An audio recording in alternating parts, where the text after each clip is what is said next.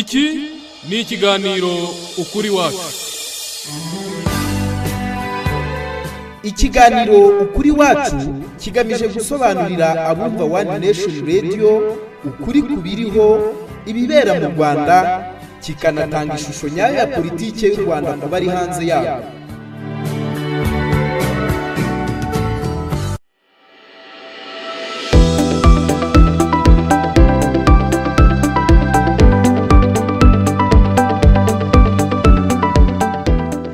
Ibihe byiza kuri mwe mwese mudukurikiye muri aka kanya. Iyi ni One Nation Radio, ijwi rya diaspora nyarwanda ukomeje gukurikira. Mudukurikira kuri radio yacu ku rubuga rwa internet wa3.onenationradio.org. Mukadukurikira kandi no ku mbuga nkoranyambaga zacu aho tugaragara.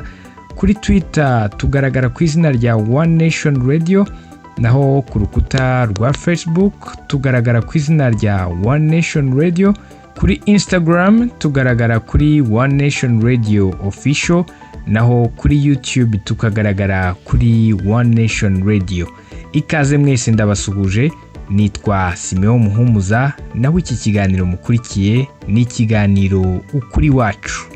Hashize imyaka 26 u Rwanda rubohowe na RPF Inkotanyi, ndetse ikaba ari nayo yahagaritse jenoside yakorewe abatutsi yahitanye abasaga miliyoni. Nyuma y'iki gihe igihugu kimaze kwiyubaka, ndetse abanyarwanda barashima ubuyobozi bwiza buriho buha ijambo buri munyarwanda wese ahava akagera, butagendeye ku moko nk'uko leta zabanje zo zashyiraga imbere ubwoko bwa buri munyarwanda, bityo bumwe mu bwoko bukaryamirwa buzira iki kibazo cy'amoko. Gusa kugeza ubu magingo aya haracyagaragara bamwe mu banyarwanda biyita ko bari muri opposition, ndetse bakaba barwanya leta y'u Rwanda. Mu kiganiro ukuri wacu cya none turagaruka ku mikorere ndetse n'ibikorwa biranga aba bantu biyita ko bari muri opposition. Nk'ibisanzwe turi kumwe n'abatumirwa batandukanye muri iki kiganiro bari budufashe gusesengura iyi ngingo. Turi kumwe na Honorable Tito Rutaremara, uyu akaba ari umuyobozi mukuru w'urwego rw'igihugu ngishwanama rw'inararibonye hano mu Rwanda. Honorable Tito Rutaremara, niba mutwumva tubahaye ikaze mu kiganiro kuri wacu cya none. Murakoze cyane. Turi kumwe kandi na nyakubahwa ambasaderi w'u Rwanda i Kinshasa muri Repubulika Iharanira Demokarasi ya Kongo, Ambasaderi Vincent Karega. Ambassador, namwe niba mutwumva tubahaye ikaze mu kiganiro kuri wacu cya none. Murakoze, ndabumva, murakudutumira. Turi kumwe kandi na Dr. Emmanuel Nibishaka, uyu akaba ari umuyobozi mukuru wungirije w'urwego rw'igihugu rw'imiyoborere RGB. Dr. Nibishaka Emmanuel, niba mutwumva neza, namwe tubahaye ikaze mu kiganiro ukuri wacu cya none. Murakoze Simeo, ndabumva. Bahaye ikaze mwese rero. Mu gutangira nk'uko natangiye mbivuga ku ngingo uyu munsi tugarukaho, reka mpere kuri Honorable Tito Rutaremara. Mu gisobanuro nyacyo, Honorable, umuntu yavuga ko opposition ubundi ari iki? Ubundi opposition muri iki gihe ntikivuga icyavugaga kera ngira ngo bitangira buriya ni system parlementaire y'abongereza, aho yari iriho hakaba hariho abavugira abafite ibintu, hakaba n'abavugira abakozi. Byarabanje ko hari abavugiraga abaristocrate b'ibwami, hakaba n'abavugira abantu bari batangiye kumenya ubwenge bacuruza bize, ariko nyuma abo ngabo barafatanya, noneho hakaba habavugira abakozi. Bamwe rero za imbere zabo ntizabaga zisa, abakozi bashaka ko umushahara yongera bakagabanya amasaha yo gukora, abandi abakoresha nabo bakaba bifuza yuko ahubwo byakongera imishahara bakagabanya. Urumva imbere zabo ntizasaga. Nicyo gituma hagiyeho opposition imwe yo kuvuga iti ngewe ndarengera ibi, undi ndarengera ibi, naho ngaho yagiye ituruka. Opposition rero no kuvuga ko hariho abantu bafite politike itameze nk'iyari bafite intere zabo barengera, abandi bakagira izabo barengera noneho naho zaturutse position muri iyo system y'abongereza yari iri icyo gihe bigera kuri ubu hariho niziba ziriho wenda banahuje n'ibitekerezo ko gusabaga ntibumvikane ku amagambo abiri cyangwa se bamwe bakageraho kugira ngo bazafate ubutegetsi bikaba iyo gufata ubutegetsi wenda atari yo no kurengera intere za politiki ariko hariho nyuma na opposition noneho kureba ibitekerezo bidasa bati wenda nayo buri gihugu cyo undi ati nayo buri gihugu nk'uko bagagenda batanga politiki zabo umwe yabagiye ko undi kuko politiki itabonye majorite akajya muri opposition kugira ngo buri gihe najya aganira ibitekerezo bye bizajya binyuraho ariko ibyo rero biragenda bizi kubera gukomeza gukora araho bihinduka gusa abantu kumva ko umuntu yajyaho akaba rero wayobora rimwe na rimwe wenda ibitekerezo byagenda gusa nka za demokarasi nk'izo muri Amerika umuntu abyenda gusa mbese nyinshi zibura ibona byinshi igenda gusa hari akantu gato yabahindaguraho cyangwa ari kugira ngo pariti imwe iri ku butegetsi ijye ku butegetsi ibyo rero bikagenda nayo igiye ku butegetsi ifata byose indi gategeza igihe izagera ku butegetsi nayo igafata byose niko bimeze ubwo aho twavuga ko yari nko mu kihe gihe Labour Party buriya yatangiye muri kinyejana 18 nibwo Labour Party yatangiye ariko no mu bindi bihugu hariho za buriya no mu gihe cy'inka nka revolution ya France bashyiraho nubwo itakoze hagiyeho abantu za aristocrate bari ku ruhande rumwe muri parlement abandi bari ku rundi la bourgeoisie nyuma haza kuba revolution babirukana ariko system yakoze neza niyo ngiye mu Bongereza niyo yagiyeho Labour Party ijyaho isigara ihanganye n'ibyo ariko ntiyigeze igera ku butegetsi nyuma y'abageze nyuma hashize nk'imyaka 100 ariko buri gihe nibwo yari defend intérêt z'abakozi ibwita imyamuneka ni muganye igihe cyo gukora ni mwongere société assurance vie cyangwa assurance maladie mwongera abagore kubyara kugira ngo babone igihe cyo kosa abana n'ibindi nk'ibyo ngibyo abandi wenda bavuga batoya ubwo ni muganye kugira ngo tubone byinshi tubone dukora tuzabona uko tugenda tubishyura biza kugera rero system zo socialiste ziza na social democrate na radical none barwanya conservateur none bijya ku uretse kuri za intere muri za ideologie bamwe bakajyaho bavuga ati twakora ibi andi bati twakora ibi byagiye bikura le monde capitaliste igenda ikura ikomera na za zindi za socialiste bihoro bigenda bihinduka aba social democrate buri ubu niho bigeze muri social democrate na za parti za droite na ziba zize ariko ugasanga nabwo no muri droite no hari ibice bigenda wenda bamwe bavuga bati ntitwemera abaza binjira abandi nitwemera immigration abandi nitubemera ariko reka twihangana gatoya ni nk'ibyo ngibyo usanga politiki niyo ugeze muri politiki z'Iburayi ni avuga no mu Faransa bati Européenne ntabwo ndajye sinemera abayigire baza mu gihugu cyacu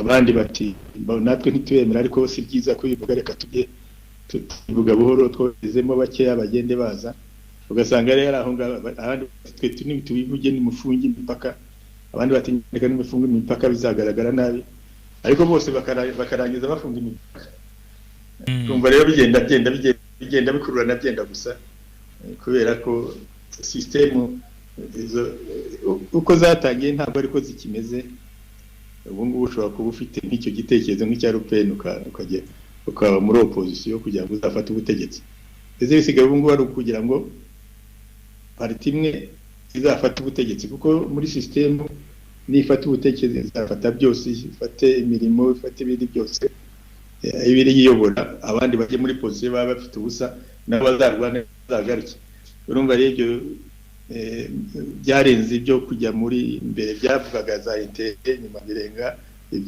ibitekerezo bya ideology, mbese no kuvuga ingengabitekerezo, nuko mu Kinyarwanda ingengabitekerezo ya jenoside, ariko ingengabitekerezo ideology wenda bariko nyivuga bigera kuri santere personnel, noneho n'abantu bakagenda batangura akantu kamwe wenda atariko bahuje, abavuga ngo leta ifate byose, kandi bakabana bati nyamuneka mujye mugira duke yamusigira na population, nko muri Amerika conservative bavuga ngo leta ni ikore ireke le privé bari ikora ibindi leta ivemo, abandi bati nyamuneka leta ikwiye kujyamo ikareba wenda by'amashuri ikareba n'ibindi.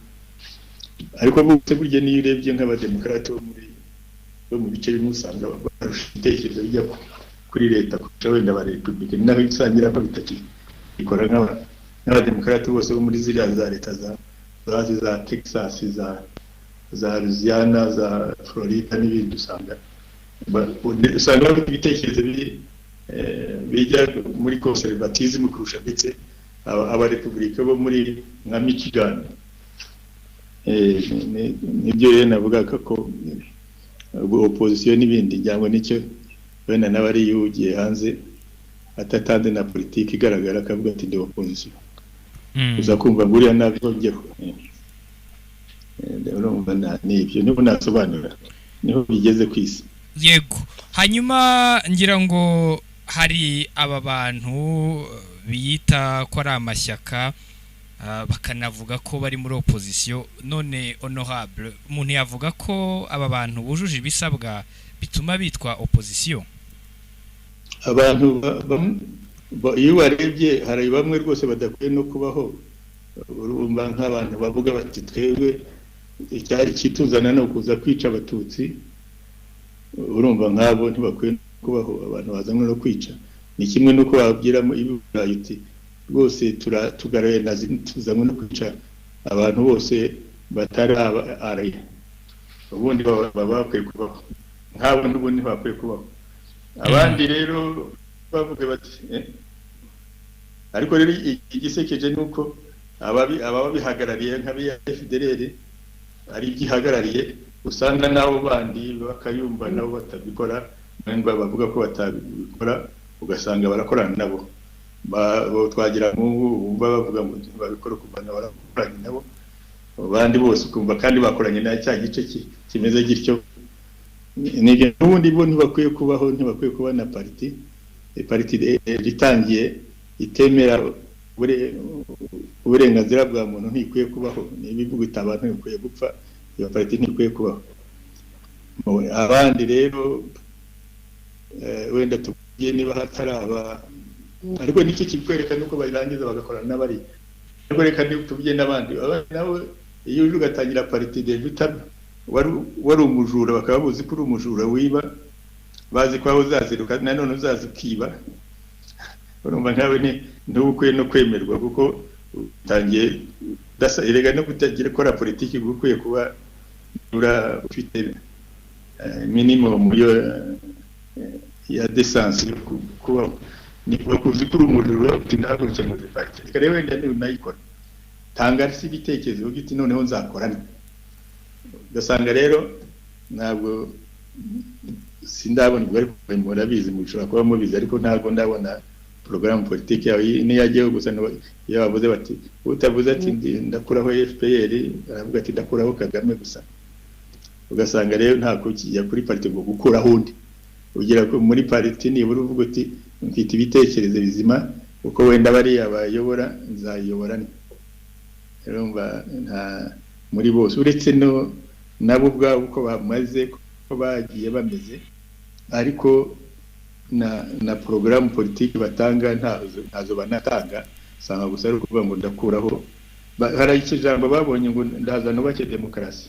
Ibyo rero iyo ni ryo jambo bakoresha, ariko se yubaka uti ntabyibona bavuga, rero ukumva nawe ari ugutesha igihe. Urakoze cyane honorable Tito Rutaremara. Hanyuma tujye gato kuri Dr Emmanuel. uri umuyobozi mukuru wungirije w'urwego rw'igihugu rw'imiyoborere rwa hano mu Rwanda RGB. Ubundi aba bantu biyita ko bari mu mashyaka ndetse bakaba bari muri opposition, ubundi ishyaka rijyaho rite? Hanyuma ubwo uranatubwira kwiyandikishaho ubundi ryiyandikisha gute kugira ngo ryemerwe nk'ishyaka? Murakoze cyane Simeo, ngira ngo Honorable Tito arakoze ku gusobanuro aduhaye ku gisobanuro cya opposition. Ngira ngo mbere ko tunavuga opposition umuntu yabanza kuvuga ishyaka icyo ari cyo cyangwa se umutwe wa politike, kuko kugira ngo opposition ikore nuko iba yemewe nk'umutwe wa politike cyangwa se nk'ishyaka ryemewe gukorera ahantu runaka. So umutwe wa politike rero muri make, na mbere yuko tuvuga ngo abo bantu tubafata gute, ngo baho bate, ese iyo politike bakora ni politike nyabaki, ni imitwe ya politike ikorera he, yemewe he, yanditse he? Ngira ngo hari ibintu tuba tugomba kutitiranya cyane cyane hari abiyitirira gukora politike bumva ko bafite imitwe ya politike bahagarariye cyangwa amashyaka ya politike, ariko mu by'ukuri atabaho, ari amashyaka y'abaringa cyangwa se ari imitwe ya politike y'abaringa. Muri RGB dufite amategeko abiri. Itegeko ryo muri 2013 ryavuguruwe muri 2018 rigenga imitwe ya politike. Niho tuvugamo uko umutwe wa politike ukora, uko wiyandikisha, ibyo usabwa. So iyo umaze kwandikisha umutwe wa politike, niho hahandi ugera ukabona ibitekerezo byawe cyangwa se uburyo ishyaka riri ku butegetsi rikora, ukabona wenda wowe hari ibyo wakora ku buryo butandukanye n'uko iryo shyaka riri ku butegetsi rikora. Icyo gihe niho witwa opposition. Ariko witwa opposition wabanje kuba umutwe wa politiki. Ntabwo waba opposition utari umutwe wa politiki utaremerwa no gukora. Ni ukuvuga ngo bariya rero tubafata nk'abantu biyitirira gukora politike, tubafata nk'abantu biyitirira amashyaka, ariko mu by'ukuri ayo mashyaka ntabwo azwi, ni amashyaka atemewe n'amategeko, kandi ahubwo atamwaye amategeko agenga imitwe ya politike. Kwiyitirira imitwe ya politike itanditse, idakora, bihanwa n'amategeko. Nk'uko warumbajije rero, umutwe wa politiki ubundi ni ihuriro ry'abenegihugu bahujwe n'ibitekerezo n'imyumvire imwe mu guteza imbere imibereho myiza y'abaturage bose n'amajyambere y'igihugu, bagamije kugera ku butegetsi mu nzira za demokarasi n'amahoro kugira ngo babashe kubishyira mu bikorwa. Ngira ngo aka ngaka niko kariki, bagamije kugera ku butegetsi mu nzira za demokarasi n'amahoro kugira ngo babanje kubishyira mu bikorwa. Iyo hajemo ibindi byo kubishyira mu bikorwa nk'intambara, nka terorisme, nka biriya za FDL zikora na za RNC, ntabwo biba bikitwa na opposition. Niyo uwo mutwe wawe unanemewe, ntabwo biba bikitwa opposition. Hari izindi nyito, bashobora kubita rebellion cyangwa tukabita terrorist group bitewe n'ibikorwa bakora. Ni ukuvuga ko rero hano nta demokarasi irimo mu buryo bakora. Niba bagamije kugera ku butegetsi mu buryo bwa demokarasi, bakagombye kuza bakandikisha imitwe ya politike yabo, bakuzuza ibisabwa. Hari ibisabwa, hari kriteri zigenderwaho, bamara kwiyandikisha bakabona gukora ibikorwa bya politike nk'ubwo buryo mu nzira za demokarasi n'amahoro. Atari ukuvuga ngo barabuza umutekano. Kuba opposition ntabwo ari kubuza abandi baturage, abandi banyarwanda umutekano, cyangwa kubabuza amahoro, cyangwa gusebanya, ibintu nk'ibyo ngibyo nyine bidaciye mu nzira za demokarasi. Hariya rero nta demokarasi irimo. So nk'uko waravuze ngo umutwe ushingwa, hari uko warumbajije ngo imitwe ya politike ishingwa ite cyangwa amashyaka ashingwa ate, yiyandikisha gute? Nibyo reka nse ngusobanurire. Ubundi ishingwa ry'imitwe ya politike n'uruhare rwayo buri mu tegeko rigenga imitwe ya politike mu ngingo ya gatatu itegeko rya 2013. Ubundi igomba kubahiriza itegeko nshinga rya Repubulika y'u Rwanda n'andi mategeko n'amahame ya demokarasi, kandi ntihungabanye ubumwe bw'abanyarwanda, ubusugire n'umutekano w'igihugu. Iyo ibyo umuntu uza iyo principe bamaze kuyemeranyaho abanyamuryango bishize hamwe bakubahuje ibitekerezo, bagiye gushinga umuryango, barihuza. Bamara kwihuza bagakora za stati z'umuryango, bagakora ibisabwa, ubundi bakabyohereza cyangwa se bakabigeza ku rwego rushinzwe kwandika imitwe ya politiki. Urwego rushinzwe kwandika imitwe ya politiki ni urwego rw'imiyoborere, urwego rw'igihugu rw'imiyoborere nk'uko babivuze. Mu byo tubasaba kugira ngo twandike umutwe wa politiki harimo urwandiko of course rusaba ko uwo mutwe wemera nk'umutwe wa politiki, harimo kopi 3 z'amategeko shingiro agenga umutwe wa politiki amwe navuze, harimo kopi 3 z'inyandiko mvugo z'inteko rusange z'abashinzwe umutwe wa politiki, harimo kopi 3 z'amategeko ngengamikorere, kandi kuri buri wese mu bahagarariye umuryango wa politiki batanga icyemezo cy'umwirondoro wuzuye, icyemezo cyaho abarizwa gitangwa n'umuyobozi w'akarere, icyemezo cy'ubutabera kigaragaza ko atigeze akatirwa, yaba yarakatiwe kikagaragaza icyaha yahaniwe n'igihano yahawe, hanyuma hakaza kandi n'ibyangombwa bisabwa mu bajya mu nzego z'ubuyobozi z'iyo mitwe. Mu byangombwa bisabwa nanone harimo ko kuba ari umunyarwanda, kuba afite nibura imyaka 21, kuba atarambuwe n'inkiko uburenganzira mboneza mubano n'ubwa politike, kuba atuye mu Rwanda, kuba atarakatiwe burundu igihano cy'igifungo kingana cyangwa kirenza amezi 6, kuba ari indakemwa mu mico no mu myifatire, kuba atanaragize uruhare muri jenoside yakorewe Abatutsi. Ngira ngo ibyo nibyo tubasaba. So iyo ibyo bamaze kubigeza ku rwego rw'imiyoborere, dosiye turayisuzuma, twamara kuyisuzuma iyo dusanze dosiye yuzuye, umutwe wa politiki urandikwa ugahabwa icyangombwa ko wanditswe nk'umutwe wa politiki wemewe mu Rwanda. Hanyuma Dr Nibishaka, aba bantu biyita ko bari mu mashyaka, harimo byibura se bagerageje wenda nko kubegera nk'urwego rw'igihugu rw'imiyoborere? Mu by'ukuri ntabo dutegura ikiganiro nahoze ndeba muri za archive ngo ndebe ko hari n'abagera, nta numwe wigeze agerageza. Icyambere arega twareba nabo ngabo bita ko bari muri opposition ni bantu ki, uyu urebye ukareba profile zabo usanga ari abantu bahungiye ubutabera, bashakishwa n'ubutabera. Ubwabyo iyo umuntu ahunga ubutabera nta kuvanga aragerageza kuza gushinga umutwe wa politiki mu Rwanda yarahunze ubutabera ashakishwa n'inkiko, ni bigoye. Abandi bafite imitwe biyitirira ko bafite imitwe ya politiki bari mu Rwanda ni abakatiwe n'inkiko. Abakatiwe n'inkiko bahamwe n'ibyaha bya jenoside cyangwa se guhakana jenoside. Ubu natanga urugero wenda nko kuri FDU ya Victoire Ingabirutse ko nayo itakiriye, ngira ngo yashwanye nabo bari bayifatanyije abitwaga ba Justin Bahunga. Ubu yashinze kitwa DAF umurinzi, ariko nacyo ntabwo yigeze yegera urwego rw'igihugu rw'imiyoborere, uretse ko kereka wenda anyuze mu bandi anarwegereye. Ngira ngo we afite ubusembwa ko ntabwo arahanagurwaho ubusembwa, ngira ngo yarekuwe ku mbabazi, ntabwo arahanagurwaho ubusembwa kandi yakatiwe n'inkiko ku byaha birimo guhungabanya umutekano w'igihugu no guhakana jenoside. So abandi za RNC abazishinze nabo murabazi ko ari abantu bashakishwa n'ubutabera, ari RNC ishakwe, ari n'iraya yiyomoyeho ya isiga yaba Kayumba, ari ndetse na RMC yabasankara na Noble Marara, nako RRM yaba Noble Marara, abo bose ni abantu bashakishwa n'ubutabera. FDR ni abajenosideri.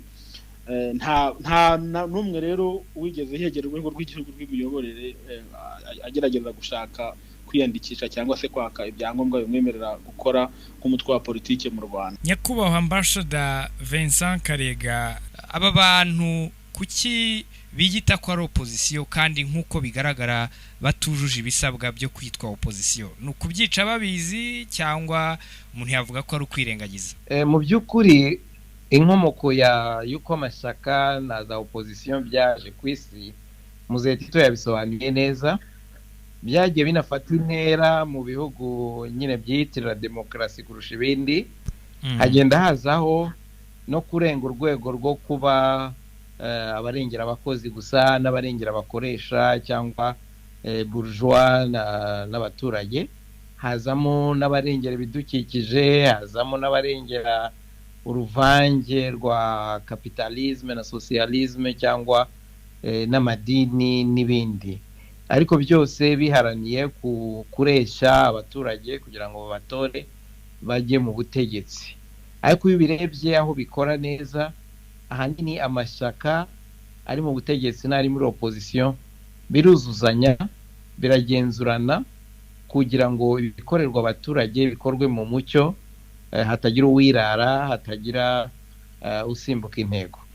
Daruse ku byacu rero n'ahandi henshi muri Afurika, abantu bapfuye guterura ijambo demokarasi bakabona ko ari ikintu cyihuse, inzira y'ubusamo yo kujya mu butegetsi. Bakina amakarita y'amoko, murabizi, bandi bakina amakarita y'amadini, ariko umurongo ngenderwaho, ideoloji, ingengabitekerezo, umurongo wa politiki ntusobanuke. N'icyo banenga ku bari mu butegetsi ntikigaragare. Niyo mpamvu no mu matwara usanga badashaka no gukurikiza amategeko, ahubwo bagashaka ko amahanga cyane cyane yayandi yihaye kubwira Afurika gukora icyo ashaka, les imperialistes, ariyo aza abazanye nk'uburyo bwo kubinjiza mu butegetsi ihuti batanyuze mu nzira zo kubaka amashyaka, mu nzira zo kubaka ibitekerezo byemewe n'abaturage. Noneho bakanabyitwaza ngo bitabaye ibyo tutarimo cyangwa mutaduhaye urubuga rwo gukora ibintu byose dushaka, kabone niyo byasenya ubumwe nk'uko Dr. Nibishaka yabivuze, cyangwa bigasenya aho ibindi byari bigeze, ariko vamo njemo, ugasanga ari byo ahanini bibaranga. Noneho twagize n'ibyago mu gihugu cyacu, aba bose tuvuga ba Ingabire, abajyanze za RNC, si uko ari abantu ubundi bubakaga ibitekerezo bizayobora igihugu, n'abantu gusa badutse bakumva kubera ko batabonye umukati bashaka cyangwa umwanya bashaka, bigira barakare, bakaba bakoresha uburyo ubwo ari bwo bwose, bwaba buteza umutekano muke, bwaba bugarura ibitekerezo kugira ngo abantu babakurikire bashingiye ku bwoko, babajijisha, ariko bakabona ubutegetsi. Mbese ni nko kuvuga ati nibuze mu buryo bwose. Hari n'uwavuze witwa Ntaganda ngo tubisangire cyangwa bimeneke. Nyamara hari uburyo bwinshi bwo gusangira ibyo mu gihugu, atari ngombwa ko wabaye umutegetsi, cyane cyane iyo utujuje ibyangombwa byabyo. Ushobora no kuba wa business, ushobora no kuba mu zindi serivisi zose zituma, kuko abaturage bose ntabwo bakora politiki kugira ngo babeho, si cyo cyonyine kibeshaho abantu. Rero dufite ikibazo cya maturité politique, tukagira n'ikibazo cya populisme, n'ibintu bitari conséquent, bitareba mbese ingaruka mu nkingi zubatse igihugu. Ni nayo mpamvu ahanini bahisemo gukorera hanze, kuko mu gihugu nta soko bifite, biba bishaka kubeshya amahanga ko mu gihugu babuze uko bakora, kubera ko igihugu kitemera guhangana cyangwa guhatana n'abandi. Ariko nyamara iyo urebye muri politiki y'u Rwanda, amashyaka ni menshi akora yuzuzanya, ahurira no muri forum de parti politique, ariko kubera ko badahangana ngo baterane intebe nk'ibyo bagenda babona hirya no hino, babyita ko nta opposition irimo. Nyamara opposition iteka ntabwo ari igashoza intambara. No kuvuga demokarasi, iryo jambo ari ryo kenshi abantu bakunda kuvuga, utavuze ko amashyaka ari menshi, utavuze ko abantu bahanganye, nta demokarasi bihari. Reba nk'Ubushinwa, ni ishyaka rimwe, ariko umuturage afite ijambo guhera ku mudugudu, kandi ijambo rye niryo rigenga politiki, ku buryo igihugu gifite ishyaka rimwe, ariko muri iryo shyaka imbere, bitewe n'aho abaturage batuye, n'ibyo baharanira, n'ibyo bakora, bose ibitekerezo byabo bihurijwemo. Noneho ukavuga ati ubuse bagenzurwa nande? Hakaba nk'izindi nzego natwe dufite, izigenzura uburenganzira bw'umuturage, izigenzura imikoreshereze y'umutungo, za audit n'ibindi, system zo kwisuzuma no kugira ibipimo ngenderwaho mu majyambere mukavuga ati tuzagera ku bintu runaka, nitutabigeraho tuzasobanura icyabuze, nitunabigeraho tuzabyereka ko twabigezeho.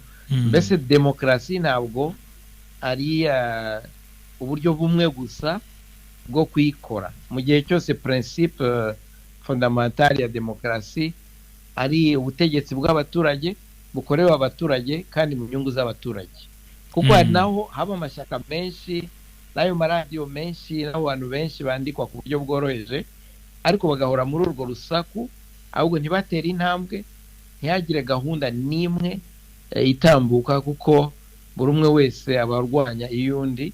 Ukabona igihugu kimaze umwaka nta tegeko rigitoye, nta mushinga utambutse, abagihomberamo akaba ari abaturage, ariko ku rwego rwa demokarasi bikitwa ko ihari cyane, ko bafite ijambo, ko bahanganye, ko bahatanye. Ariko nyamara ibigenda bigaragara no muri zo za demokarasi, bagenda bisuzuma bakareba aho barengereye, bakagerageza kugaruka ku murongo. Hari naho bidakora nk'uko byanditse mu bitabo kera, ugasanga igihugu nka Amerika ukuntu kingana, nta kuntu byasobanuka ko habamo amashyaka abiri gusa ariyo yagaragara. Bigaragaza ko n'abadafite amafaranga ntibacyemewe, n'abatujuje ikintu runaka ntibacyemewe, mbese harimo za garde fou, kandi nabo ubwabo wabagenzura nk'uko Mzee Tito yabivuze, ugasanga igitandukanyiro atari cyinshi. Kandi iyo umwe ari ku butegetsi ayoboye, undi aratuza agategereza igihe cye, atanabibona 100% akajya mu nteko bigeranyije na proposition yabonye mu matora. Niba yabonye 10, 20, 30% cyangwa 50%, akabikoresha mu nteko, akahereka babandi uko batagenda neza cyangwa aho bafite intege nkeya, animurika ku baturage, nyuma bakazagira amahitamo meza. Ariko ibi byacu by'abatera grenade, abavuga ibitari byo, gusebanya n'imico mibi itari inyarwanda, usanga mu by'ukuri n'udutsiko twiterabwoba, tukaba n'udutsiko dutera akaduruvayo, ndetse tunirengagiza ibibazo n'amateka y'igihugu kugira ngo babone gusa ubutegetsi mu nzira y'ubusamo, kandi bashobora no konona imiyoborere y'igihugu. Umuntu arebye ibyo bagenderaho n'ibyo baharanira n'amatwara yabo bwite n'ishusho bafite mu gihugu. Urakoze cyane nyakubahwa ambassador. Hanyuma tugarutse gato kuri honorable Tito Rutaremara, ngira ngo honorable, mu Rwanda hari amashyaka ya opposition yemewe n'amategeko agera ku 9, amateka yayo arazwi, ariko se ababiyita opposition bo hanze y'u Rwanda, kuko ahenshi niho bakorera, mu ncamake amateka yabo na yahe? Ubundi mu Rwanda dufite amapariti 11, hari n'ayagiye yandika ko ari muri opposition. Buri shyaka rifite uburenganzira bwo kuvuga ngo ndi muri opposition cyangwa ndimo. Hari nka Green Party yanditsemo ni nako bagenda banavuga ko ari muri opposition, bafite uburenganzira bwo kwenda ibyo guverinoma bivuze ko babihakana. Hari nka PS Mberakuri, ariko rero hari n'andi mashyaka iyo yemeye kugira ngo ajye muri dialogue, aganire, ariko avuge ijambo ryaje. None abo bavuga ngo bari muri opposition barusha yandi kuvuga wenda ibitekerezo bumva bitagenda neza, gusa nuko nyine babivuga bubaka, wenda abandi bakaba bashobora kwivuga wenda batanubaka, ariko abariho bungu barubaka kuko bagenda bakurikiza amategeko. Awita amashyaka hanze rero urumva hari ni nkuko bagiye bavuga, ubundi bwo hano mu Rwanda ntabwo bemeye nk'amaparti, yewe no hanze ntabwo barakwiye kujya babita opposition kuko ntabwo bemewe kuba bakopoza. Ariko ntibuza ko umuntu wese yavuga ibitekerezo bye aho ari hose, yaba muri Amerika, yaba mu Rwanda, yaba n'ahandi, akavuga ati kiriya sinkemeye. Ubu nawe wenda ubwo nibwo burenganzira. Ingorane gusa nuko usanga abanyaburayi cyangwa nabo bakagenda bavuga ngo ni opposition, kandi bazi ko neza ko ni wa opposition ari parti bayanditse, mwanya ikajya yopoza ibitekerezo kandi izwi.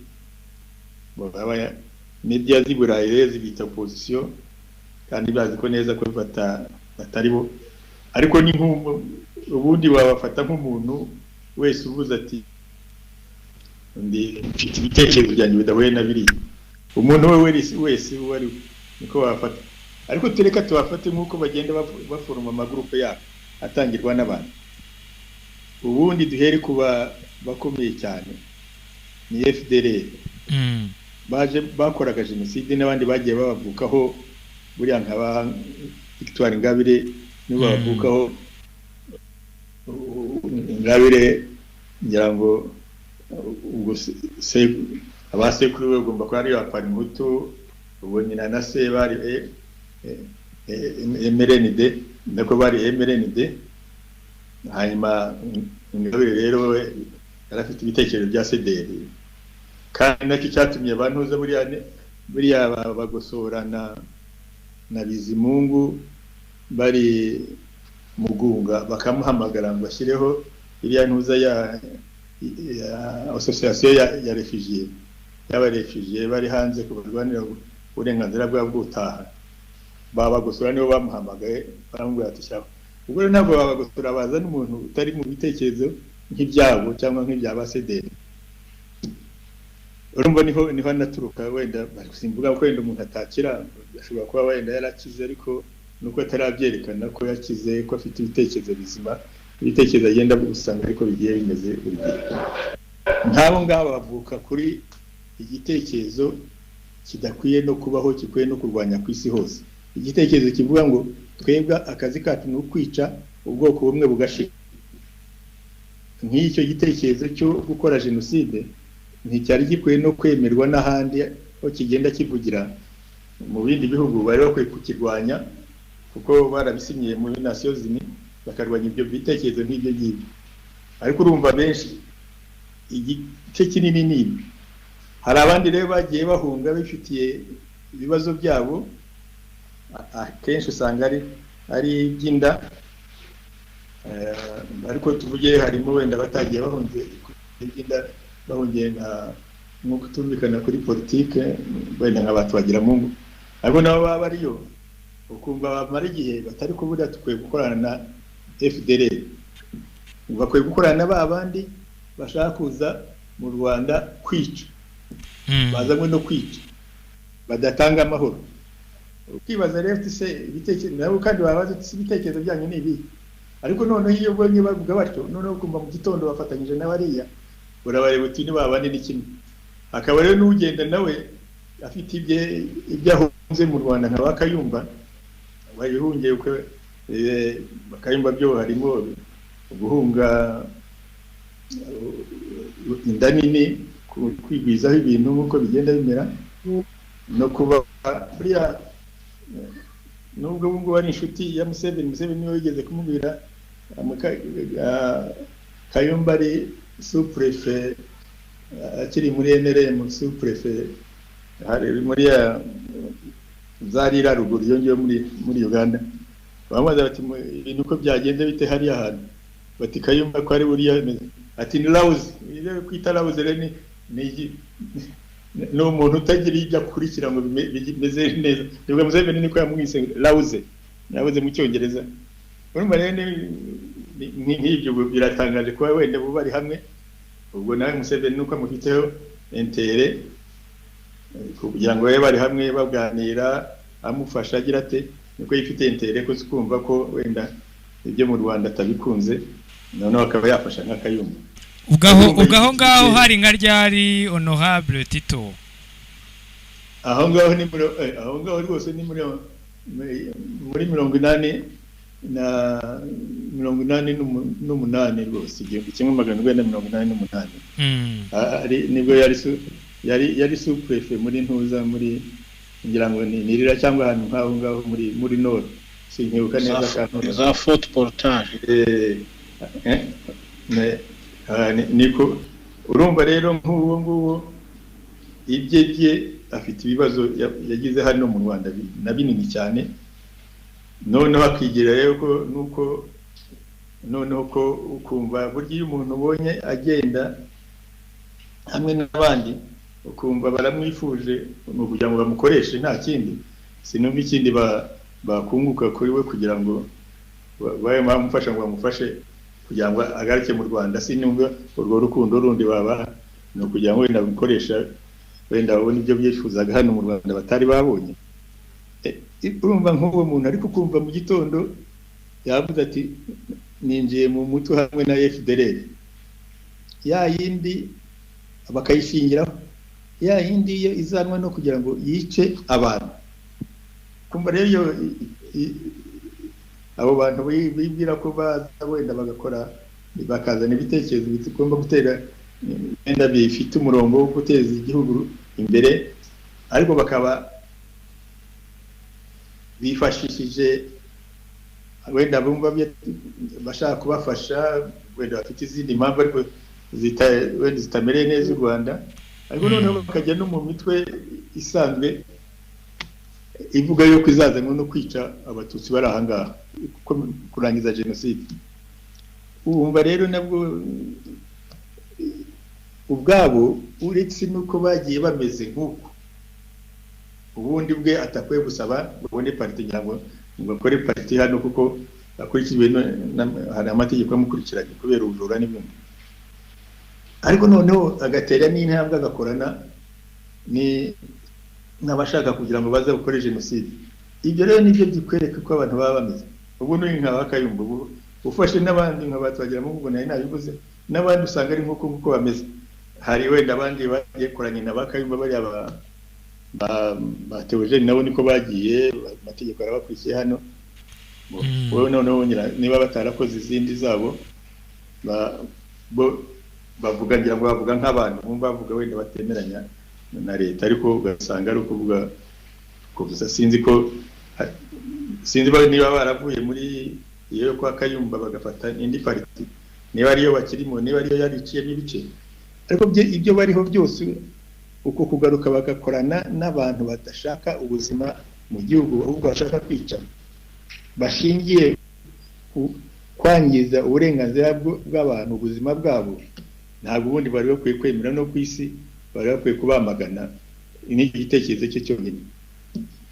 Niba bandi nkufashe Rusesabagina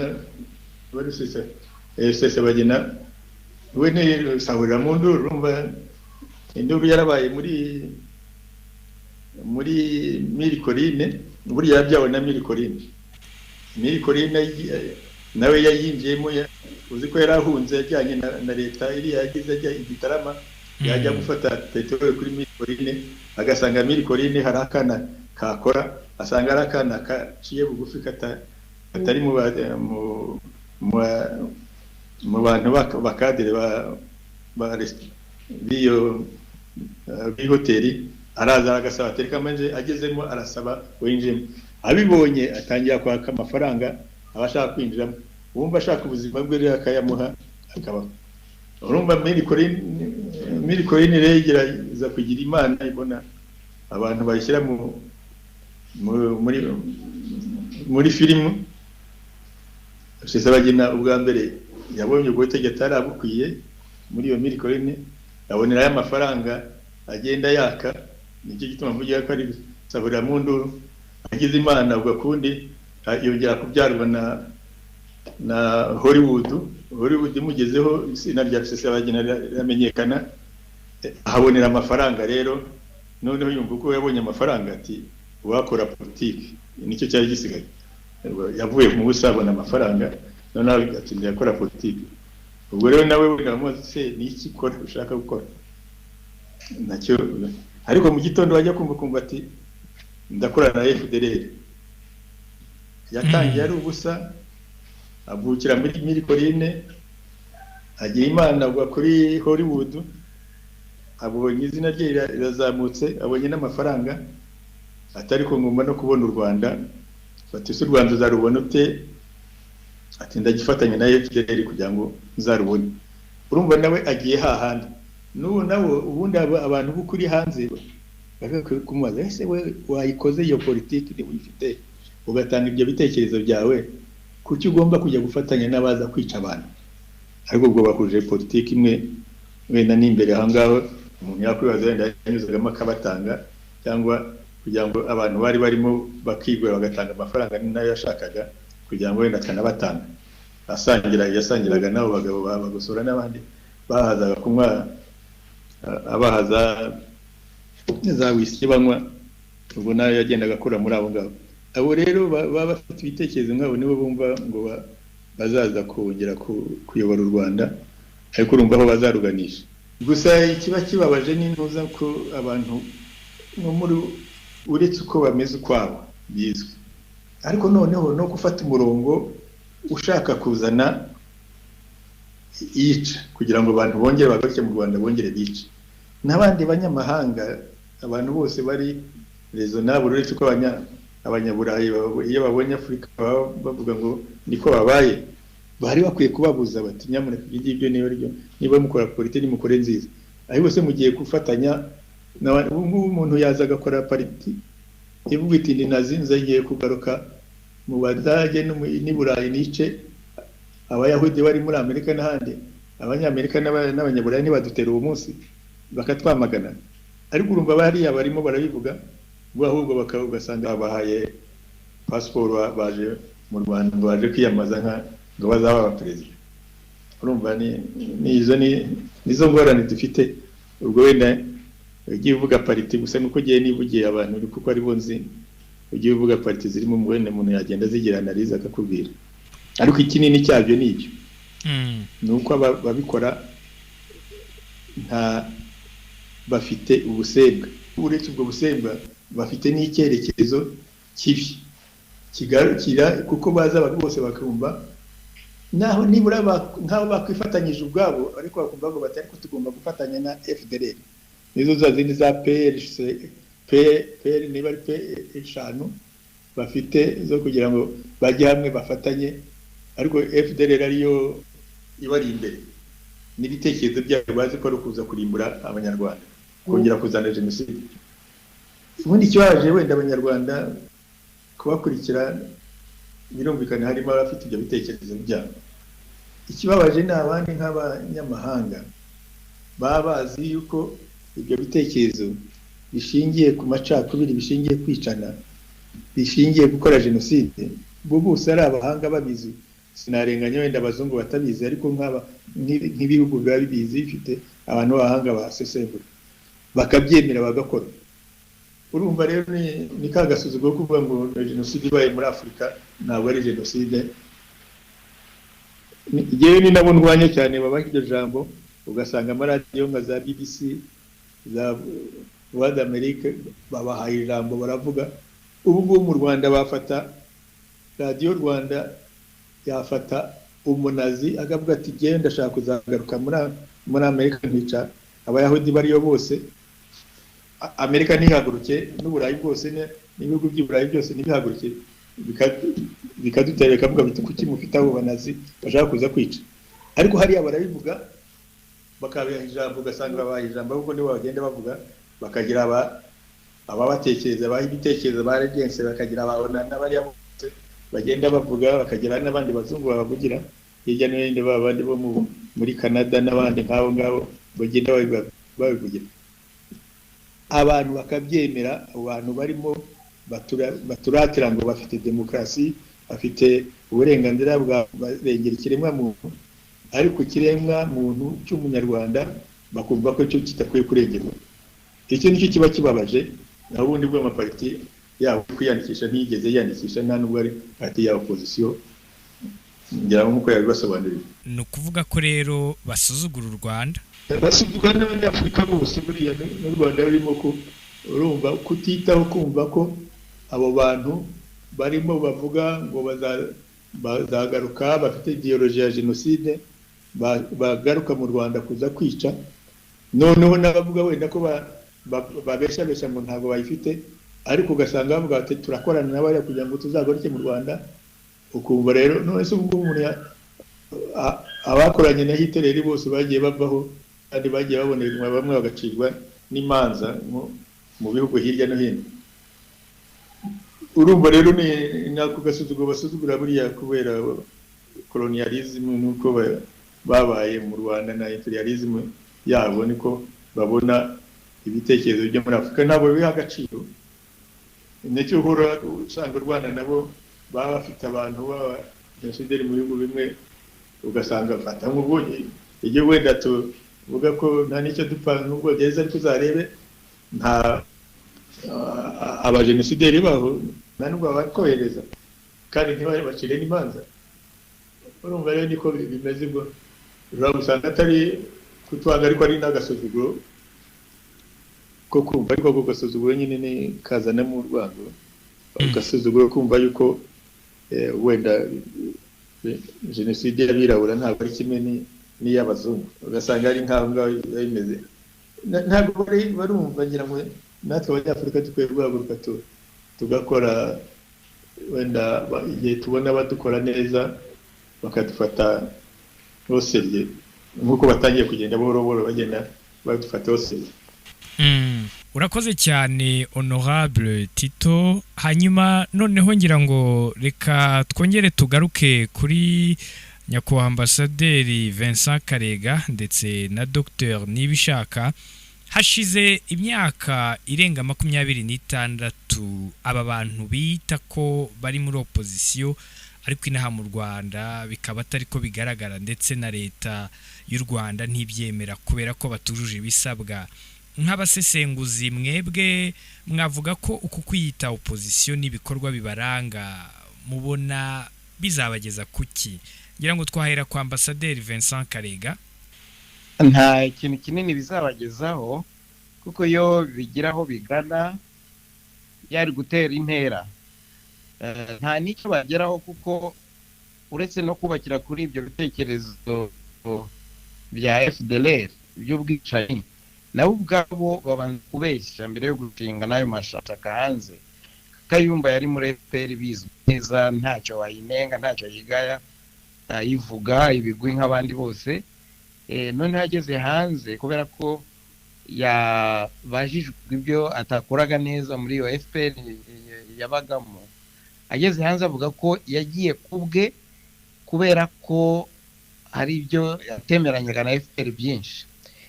Uwo Mzee Tito n'abandi bakuru bo muri bureau politique niba hari igihe yigeze atera impaka ati nge nabonaga ishyaka ryajya muri uyu murongo rikava muri uwo murongo runaka, ariko aho haba akubwira ko we hari ibyo yaharaniraga nibyo byatumye ajya hanze akanabitoza baramube abantu bato nabo bakavuga ko badashobora gukandagira mu Rwanda kubera ibitekerezo byabo bya demokarasi bari bafite.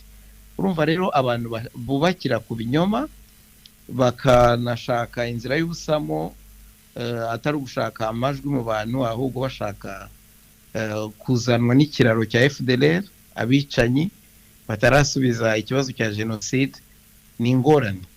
Ikindi kibazo nyamukuru umuntu yavuga kiri mu mateka yacu kuno ababirigi baduciye mu bice by'amoko mu bizi FPR itsinze abantu bari bayoboye igihugu bashingiye kuri revolution y'ubwoko, bumvise ko abo bagarutse ni bwa bwoko n'ubundi bwirukanywe, ubwo ituri yabo iraje ntitwabana muri iki gihugu, reka tugende kuko bazatugira uko twabagiraga.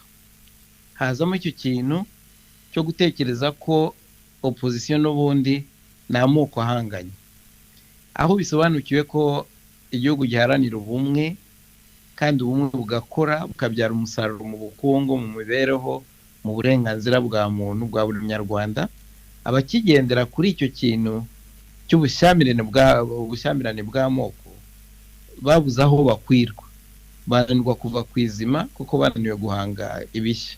Nibo bagenda babunzabunza ibitekerezo, ukabona nk'umwana w'umujenosideri kubera ipfunwe afite z'ibyabo iwabo bakoze akananirwa gutera intambwe ngo yitandukanye n'ibyo se cyangwa nyina cyangwa sekuru yakoze, asanga abandi mu bintu byubaka. Urumva ntacyo yageraho, nawe ubwo arihemukiye kubera guhitamo nabi.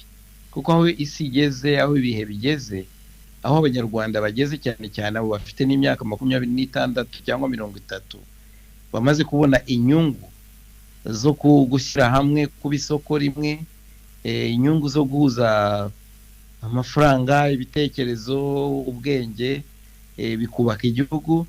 batabyitesha kubera abantu bagaruye ibitekerezo byo muri 59 ibitekerezo byoretse ingogo y'abantu muri 94 urumva rero nta mugisha bafite bashobora kuza bagatera grenade bashobora kuza bakarasa umuntu ariko ibyo ntabwo bituma abantu babagirira impuhwe n'imbabazi n'urukundo ni ibintu bitubaka rwose bizabagirira nabi kurusha uko byabagirira neza abandi baranashaje nizo FDLR mu mashyamba barara bazifata zimwe zicwa izagize ubwenge nibura zaratashe basubira mu buzima busanzwe baratanga umusaruro mu bumwe n'ubwiyunge mu bukungu bw'igihugu ariko hari n'abandi banangiye bagishaka guhangana bagishaka kuza mu nzira y'intambara nabo nyine bazahura n'umuti ujyanye nabyo.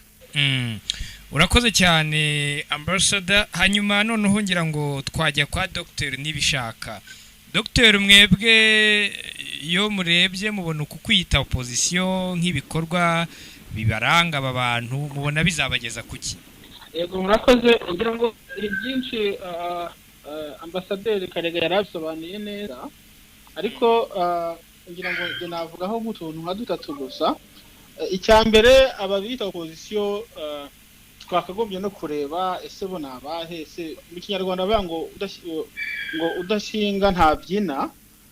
Abenshi banabikora kugira ngo babone amaramuko n'ibyo bihugu bibacumbikiye bagenda babesha abanyarwanda bamwe na bamwe babakurikira bagatanga imisanzu bakagira gute ahanini rero icyo bakuramo n'utwo dufaranga two kugira ngo babeho.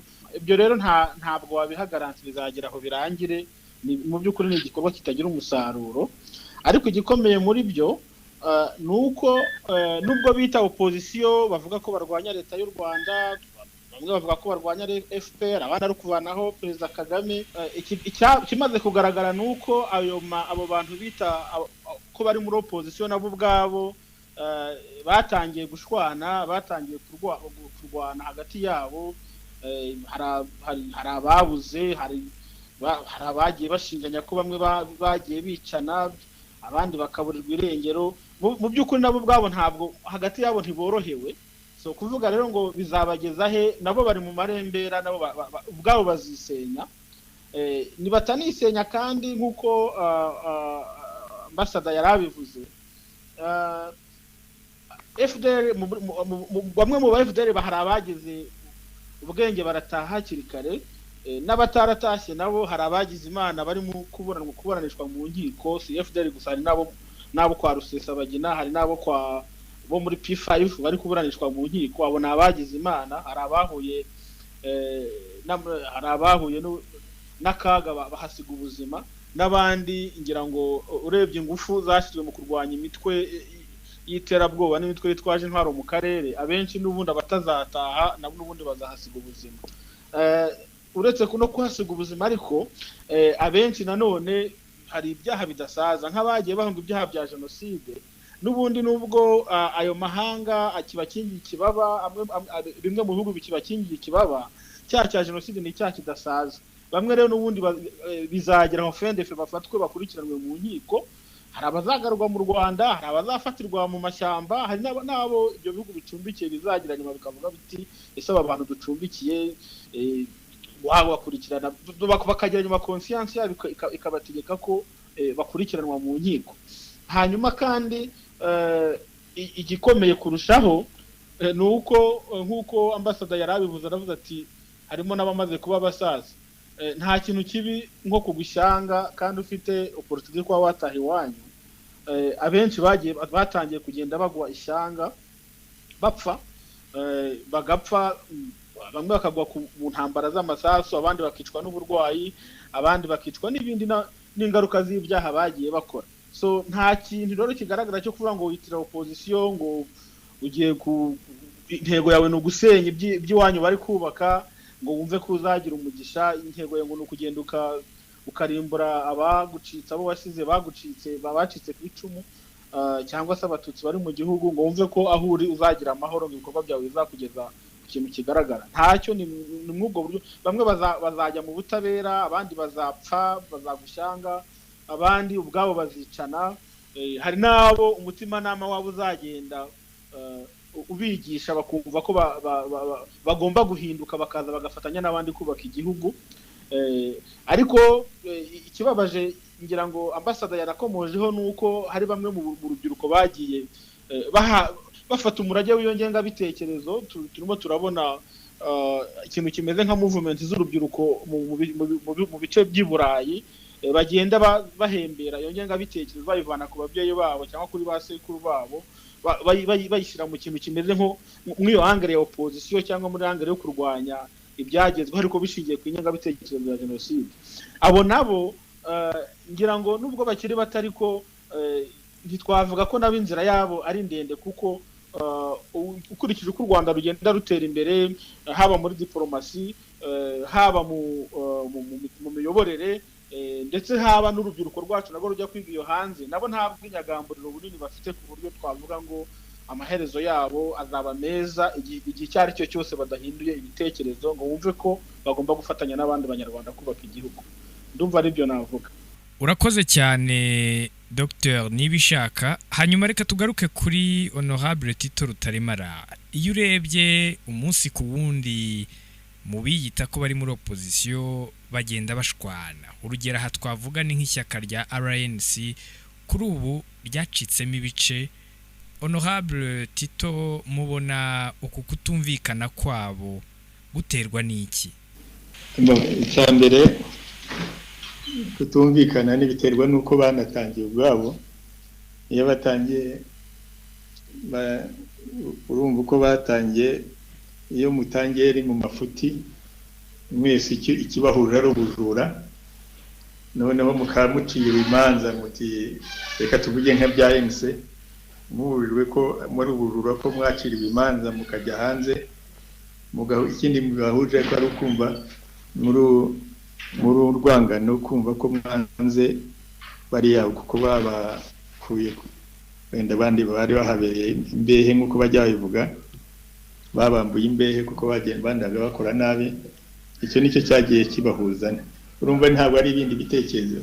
Hariya rero iyo bageze hanze, iki nicyo batangiye gukora, birongera ibyo bikazamo udufaranga babanza kugenda babaha abo hanze. Hari ababakira bakabakira bakabafasha, ibihugu wenda bidakunze, abantu badakunze igihugu, abari basanzwe bari muri za politiki za banyaga iki gihugu na mbere, babafasha cyangwa babafashije kubera ko ariyo bagitangira, cyangwa babeshya bati tugiye guhindura iyo system. Bagerayo rero ugasanga nanone bayarwanira baturiye arabona menshi, ndarabona menshi, bigatuma batana. Ntabwo batanye kubera kumva ari ibitekerezo wenda batahuje, kubona n'ibyo bari bafite, niba banabifite ntibanabyerekana, nabyo ndabona bashyira ahagaragara bavuga bati twebwe u Rwanda twaruyobora dutya, twakora ibi n'ibi. Hari ikibazo ngira ngo ambasaderi yigeze kubaza ati ese ko mwari hamwe muri guhera kare kose, hari ubwo Kayumba yigeze avuga ati mfite ibibazo ibi n'ibi. Ngira ngo nabisubiza buriya Kayumba no kuza muri FPR yaje aje ku rugamba, ko hari igihe FPR muri 1991 twakinguye marembo kugira ngo abantu bose baze bumva bifuza kurwana, ndetse n'andi maparti akaba ashobora kohereza y'abantu babo, n'abandi niko baje bakayumba barinja kuko twumvaga tudashaka iyo twagira ngo abantu bajye hamwe barwanira hamwe bafite igitekerezo, wenda boro bazajya mu bitekerezo bya FPR cyangwa se bajya no mu bindi bitekerezo, ariko uko byubaka, kuko FPR icyo yagiye kugira ngo abantu bose bafite ibitekerezo babihurize hamwe bubake u Rwanda rwabo nk'uko reba amaparti ngo agenda bikora. Nawe niko yaje buriya nka Theogene yafite parti yitwa Florinate, ariko kuko FPR yakiraga abantu bakaza yaza babona arimo akora neza, bakamurika gakora nk'abandi kuko nta wigiza bintu niba gukora akazi kabe neza. Cyo kora bose siko ubwo reko harimo n'abandi wenda bari bafite icyo tekerezo bya FPR bagiye nyuma bipfa, ariko abo ndavuga abo ngabo ubwabo aho baziye rero twabanaga nta ibibazo byigeze bibaza, ahubwo Kayumba ajya kugenda twaramubajije, ubwo ni nanjye wari ucarinze iyo nama, igihe nigiye wari finde discipline ya RPF twamuhamagaye, twamubaza ati ibi by'ubujura wambura abantu nyamuneka wabiretse ukabigarura amasambu y'abaturage, dore ko niba twe turengera abaturage ukagarura n'ibindi nk'ibyo ngibyo. Yaravuye mu ari ambasaderi turayimubaza, ariko cyane cyane byari bitutse no ku bantu bandikaga basaba ibyabo, bandikira FPR ati mutubarize hari ibyacu dutwaye yabiduhaye. Turabimubaza rero, tuyimubajije ati ntago ubu ngubu sinari nabyiteguye, reka nzaze bisobanura byose. Twumva ko ari umuntu w'amategeko bashaka kugira ngo arebe wenda kwaza sanga amategeko bakunda kuza bakaburana. Tuya kumva twumva ngo yatashye iryo joro yatashye Uganda bucya ajya muri Afurika y'Epfo, hari na weekend kuwa mbere aba yabonye uruhushya rwo kuba impunzi. Urumva niko byagenze. Urumva rero nta gihigeze abivuga, ntacyo yigeze anavuga rwose ku ntozi, anavuga cyo kuvuga ngo mfite ibitekerezo. Sinzi ko hari n'ibitekerezo yari afite bindi yatangaga yashobora gutanga byo kuyobora igihugu, sinzi ko yaranayifite kuko ntabyo nigeze mwumvana, kandi nari mpari kugeza anagenda n'ubu nkama n'inyara anabifite, anabivuze nta n'icyo nabishira nabibabwira, kuko ari ushobora kugira ibitekerezo ariko ukaba mujura ko waratanze n'igitekerezo. Urumva rero ntabyo byavuga ngo hari ibitekerezo byo yatangaga n'ababyemere, ntaho yigeze atanga ibitekerezo ngo babyange. Cyete niba yaratanga ibitekerezo byo kwiba, ibyo rero nibyo tutajya gukunda, ariko nta nubwo yigeze anavuga ati nyamuneka mureke nge niba wenda tuba twararebye uko yakora. Ariko rero nta bitekerezo ntabyo, kandi mwazaza mukareba muri za raporo za RPF, mu nama nkuru za RPF zirahari, mukareba niba Kayumba yigeze atanga ibitekerezo. Uretse wenda ibyo raporo bamuhamaga babaza kuko afite urwego ashinzwe agomba gutanga raporo yarwo, ariko nta bindi bitekerezo yigeze atanga, kandi cyamujyanye n'icyo gicyo. Urumva rero nibyo byerekana abo rero iyo bagiye hanze icyo baba bahurijeho ni kimwe, ni uko bakoze nabi mu Rwanda bashaka kwiba, kavugisha n'ijambo ry'ukuri, gufata ibitari ibyabo, noneho u Rwanda rukabacira urubanza, ngo batangira kubacira urubanza bamwe nka Kayumba bakirukanka bagenda, abandi nka Eugene bo barutsibwa runacibwa nabo bakirukanka bakagenda, nibyo babaga bahuriyeho. Ubwo nicyo babaga bahuriyeho, ntabwo babaga bahuriye kuri politiki. Yewe na mbere tutaraza nubwo Eugene yari muri parti ye, Kayumba nawe yaratarajya muri FPR, sinzi ko nabo bigeze bahuza n'ibitekerezo, babihurije bageze hanze mu kuganira. Sinzi wenda barajyaga baganira, ariko sinzi ko bigeze bahuza ibitekerezo na rimwe, kuko Eugene bwe mbere yari afite parti yitwaga Frorinat, ariko aje RPF igize, kuko twihute twakiraga n'andi maparti hari n'andi groupe politique nyinshi zagiye zinjiramo zikajya muri FPR, bakemera kuba aba FPR. Nawe Eugene nuko yaje. Kayumba yaje nka individu nyine, wari ari umusirikare mu NRM, araza rero kuko yari umunyarwanda nawe ashaka kubohora igihugu cye, aza akora atyo. Ariko ntabwo yari muri FPR nka mbere, ngo ko buriya hari abari muri FPR bari muri tutaratangira kurwana muri 90 bari basanzwe bayirimo. Hari n'abari abakadere babo baje bakajya mu gisirikare, hari abasirikare bakuru bari muri ibyo bitekerezo, ntabwo yari arimo. Ntabwo rero yigeze atanga ibitekerezo. Ibyo rero icyo bahuriye hanze ni icyo ngicyo. Ikindi rero noneho babona kuko n'abantu cyerekana ko badafite umurongo wa politiki ngo bumve ko bashobora kwanga ikibaga bagakurikira icyiza. Ni nko kumva ngo FDLR ubiri hari ikaba ariyo yegereye muri Kongo, reka dufatanye. Ukumva bagakemera gufatanya n'abantu bakora genocide. Bariya rero imirongo yose barayirenga, nk'uwo murongo w'ikibi bakawurenga bigaragara. Ubwo rero niko barengaga n'umurongo wo kuba inyangamugayo bakajya mu gukora ibibi. N'abantu bagenda barenga imirongo bakurikiyeho za intere zabo ziri. Ibyo ntibyagutangaza ko barenga n'umurongo wo kuvuga ngo igihugu cyacu wenda nibishaka tugihe abandi bazakiyobore, ariko reka tubabwire badufashe, nibashaka zaze batuyobore. Kuba n'abantu barenga umurongo habaho umurongo ugarukiraho wa etike, aho umurongo ugarukiraho wa politike, aho umurongo ugarukiraho wo kumva ko uri umuntu muzima, ukagenda urenga. Akaba umurongo ugarukiraho kuvuga uti igihugu cyanjye sinkwiye kugitanga, sinkwiye kuba tretre, ukawurenga. Niko rero bameze, bino nicyo bagiye bahuriraho abo bagabo bose. Urakoze cyane Honorable Tito Rutaremara. Hanyuma Honorable Ambassador Karega, kuva mu mwaka wa 2000 umutwe wa FDLR washinzwe n'abagize uruhare muri jenoside yakorewe abatutsi mu Rwanda. Icyo gihe habanje gushingwa RDR, nyuma haza ARIR 1 na ARIR 2. Nyuma yo kuba FDLR baza gutandukana, havuka CNRD na RUD-runana. Magingwa ya FDLR nkuko nubundi Honorable Tito yabigarukagaho mu kanya, na RUD-runana ni imwe mu mitwe ikomeje kubangamira umutekano w'u Rwanda. Ese ku bwanyu ababo y'intambara yabo barwana mubona kwikomeza bizabageza kuki? Murakoze. Nubundi bisa nkaho aho bari bacumbitse hano muri Kongo bari babororeye, baratanze za rutwa, basa n'abemewe, batuje. Ariko muri iyi minsi Kongo nayo irambiwe abantu batuma bimwe mu bice byayo bidatekana, bidatera imbere.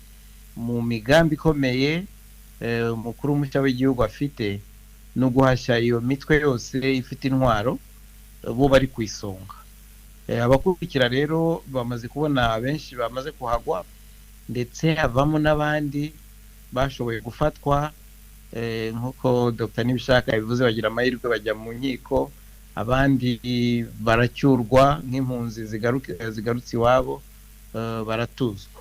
Ariko nta maherezo yabo, kuko nta murongo ufatika, nta n'urukumbuzi wavuga ngo abanyarwanda hari ikintu babuze bari bateze kuri abo ngabo.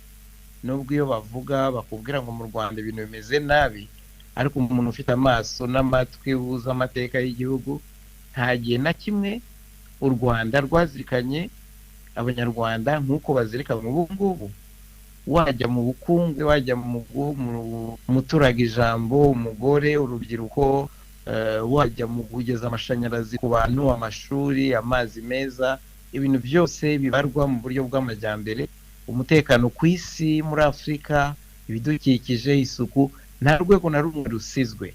Ndetse n'urwego rw'abikorera n'amasosiyete yatanga akazi kurusha uko byari biteye imbere, byateye imbere. Ariko kubera umujinya n'ingengabitekerezo mbi n'ikimwaro cy'uko bahisemo nabi, bahitamo kutemera ibihari,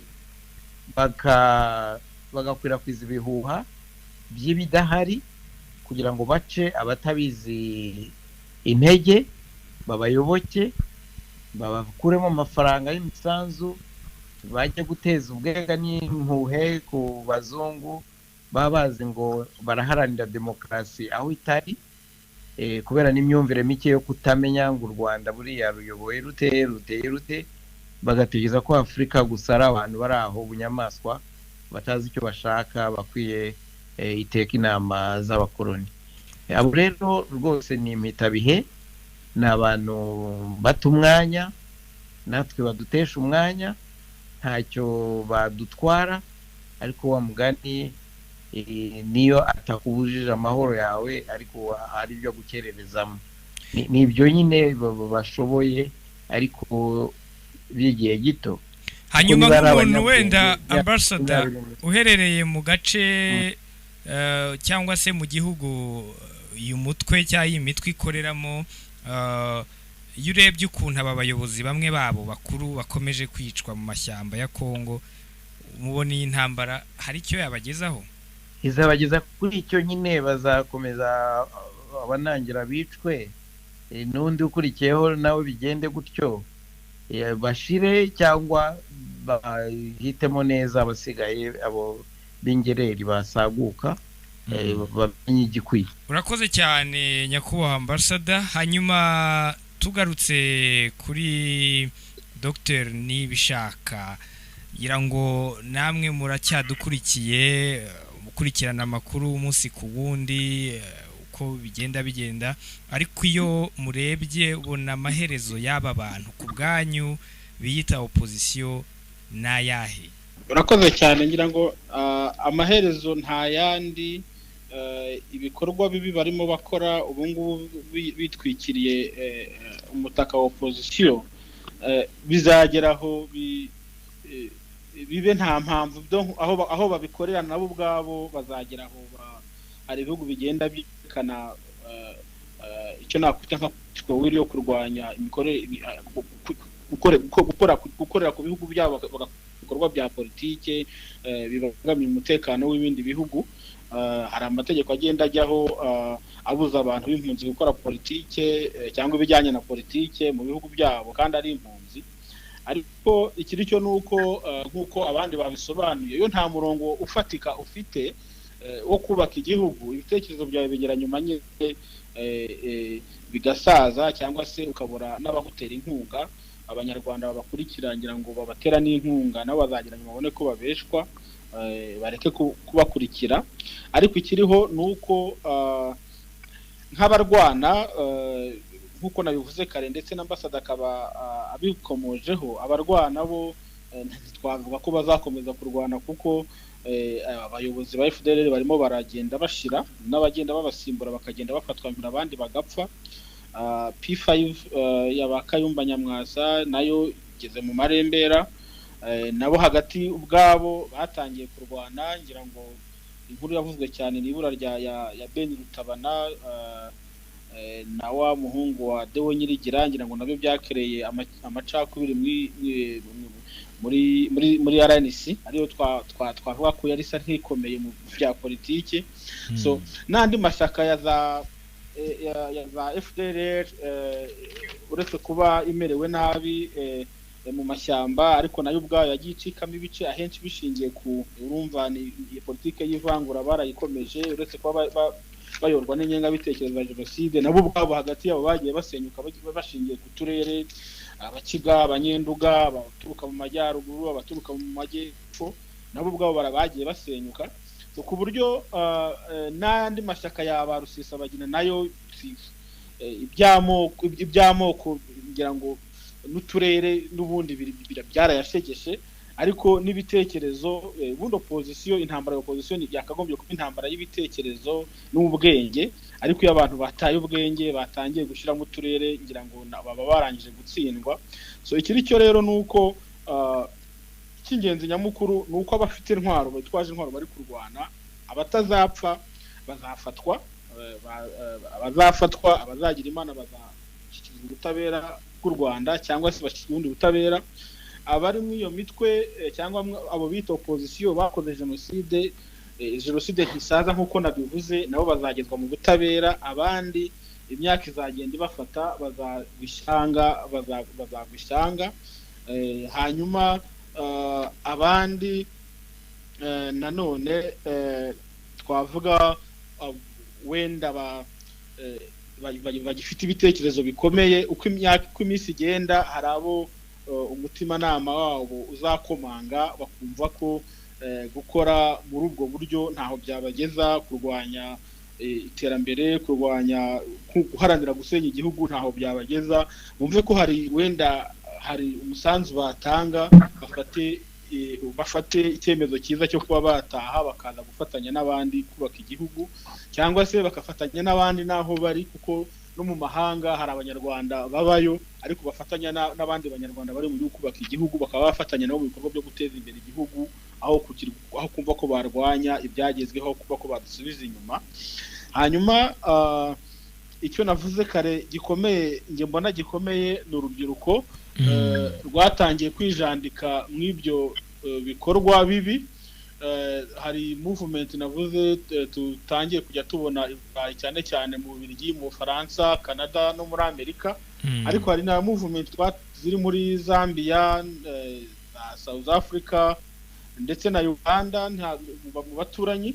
Urubyiruko ngira ngo uretse kuba ngira ngo Honorable Tito yigeze kubivugaho ko hari hagiye habaho nk'uruhererekane rw'ingengabitekerezo ku bakomoka ku bajenosideri, hari n'abagiye haba uruhererekane rw'ibitekerezo bibi mw'abo banyapolitike bagiye bakoze ibibi cyangwa bakoze ibyaha mu Rwanda. Abana bamwe bakumva ko bafite ipfunwe ry'ibyo base bakoze cyangwa ababyeyi babo bakoze, bakumva ko bakagendera muri uwo murongo mubi w'ababyeyi. Abo ngabo rero ngira ngo nabo bakeneye igihe, icyo nakwita nk'igihe cyo kubigisha, kuko abenshi ni urubyiruko, uko bagenda bishora mu bikorwa bibi bagenda babona ingaruka mbi zabyo, barebera cyane ko ababyeyi babo bagenda bihishahisha, abandi bapfa ubundi urupfu rubi nakwita ko ari rubi, kuko iyo ubonye umuntu wize igihugu cyatakaje amafaranga akagenda akagushyanga agapfa nabi agakoma mu mashyamba, bari ibintu bibabaje. Nk'urubyiruko rwakagombye kujya rutekereza nk'aho hantu, rugatekereza umusanzu rwatanga wo kubaka igihugu, aho gutanga aho gushyira imbaraga mu gusenya igihugu. So bamwe rero ngira ngo uretse no kuba nk'iyi radio yanyu Simeon ngira ngo ifasha ari nk'ijwi rya diaspora, hari naho mwakagombye kugira ngo hakagombye harebwa nuko n'urwo rubyiruko rwajya rwigishwa. Hari ababyishoramo kuko wenda badafite amakuru cyangwa se bafite amakuru mabi yo mu miryango yabo, hari n'abayabona, hari abajya batanga ubuhamya bakavuga ko babaye ingwate y'abantu nk'abo ngabo b'ibitekerezo bibi, ingwate y'ababyeyi babo, ku buryo babonye uburyo bakwitandukanya n'ibyo bikorwa. So nge nkaba numva nk'ubwo rubyiruko narwo rwatangiye kwishora muri ibyo bikorwa, hari ruzajya rugenda uko rugenda rutera imbere, rubona n'amakuru ya nyayo afatika, rubona rugashyira ubwenge kugihe rukumva ko Rwanda rugafatanya n'abandi, cyangwa bagafatanya n'abandi kubaka u Rwanda, cyangwa se bagafatanya n'abandi aho bari.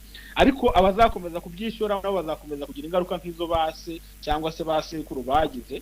Hari abazajya mu mashyamba, warabibonye ko hari abagiye bajya mu mashyamba, hari n'abaje mwa bya bitero biherutse bagiye bapfa, usanga umwana warangije kaminuza aguye arapfuye. Hari abazajya n'ubwo buryo nabo bazagenda bapfa, ariko uretse no gupfa ku mubiri hari abazagenda bapfa ku mutima.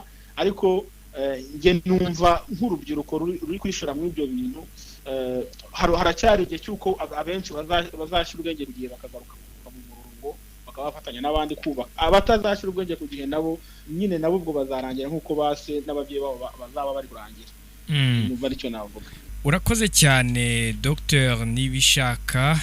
Turi kugenda tugana ku musozo w'ikiganiro cyacu, ariko mbere y'uko dusoza reka mpere kuri Honorable Tito Rutaremara, ariko nyuma kuri iki kibazo na Ambasaderi Vincent Karega nawe ari buze kugira icyo atubwiraho. Ngira ngo haracyari ibihugu bimwe bigicumbikiye iyi mitwe ndetse bikayishyigikira, hari n'ibindi bicumbikiye abayobozi b'iyo mitwe nk'Ububiligi. Ibi bihugu bundi umuntu yavuga ko bifite mu nyungu ki muri ibi bikorwa? Bifite, harimo ibice nka bine. Hari ibihugu bifite inyungu direkite bishingiye ku buyobozi bwabo, byumva bibacumbikira kugira ngo wenda babakoreshe kugira ngo babone uko bakorera nabi igihugu cyacu, kugira ngo byigeze kuboneka muri regime zimwe zo muri RDC. Biraboneka nk'ubu muri Uganda. Urumva ibyo ni ibihugu byabifitiye intere zindi zikumva ko byakoresha abo ngabo, nabo nyine byagerageje gukoresha muri Congo, kuko bari bafite n'intwaro, aribo bagiye bajya n'ubwa mbere igihe Mobutu yari yabazanye bafite intwaro batreninga. Hari n'ibindi bihugu by'Iburayi byabikoreshaga bibafasha, ariko none icyo gihugu kibakoresha muri intere zazo kugira ngo ko bitumvikana n'u Rwanda, reka tubakoreshe bagire presiyo ku Rwanda, cyangwa bumvise ko ubuyobozi wenda bumeze neza bw'u Rwanda bwabukuraho, nko muri RDC byarabaye. muri Uganda ubu ngubu birahari kumva yuko ngo iyo gurupe y'abakayumana ikoreshwa nacyo gituma nabwo ubona kurenga umurongo umuntu wigeze kuba umukuru w'ingabo kurenga umurongo aha ajya ku ntere z'ikindi gihugu akajya kuba nka tretre abarenze umurongo ubundi utakwiye kurenga n'umuntu muzima muri politike kandi mumva hari igikorwa kimwe umwanya yarimo muri iki gihugu. Akaba rero hari n'ibindi bihugu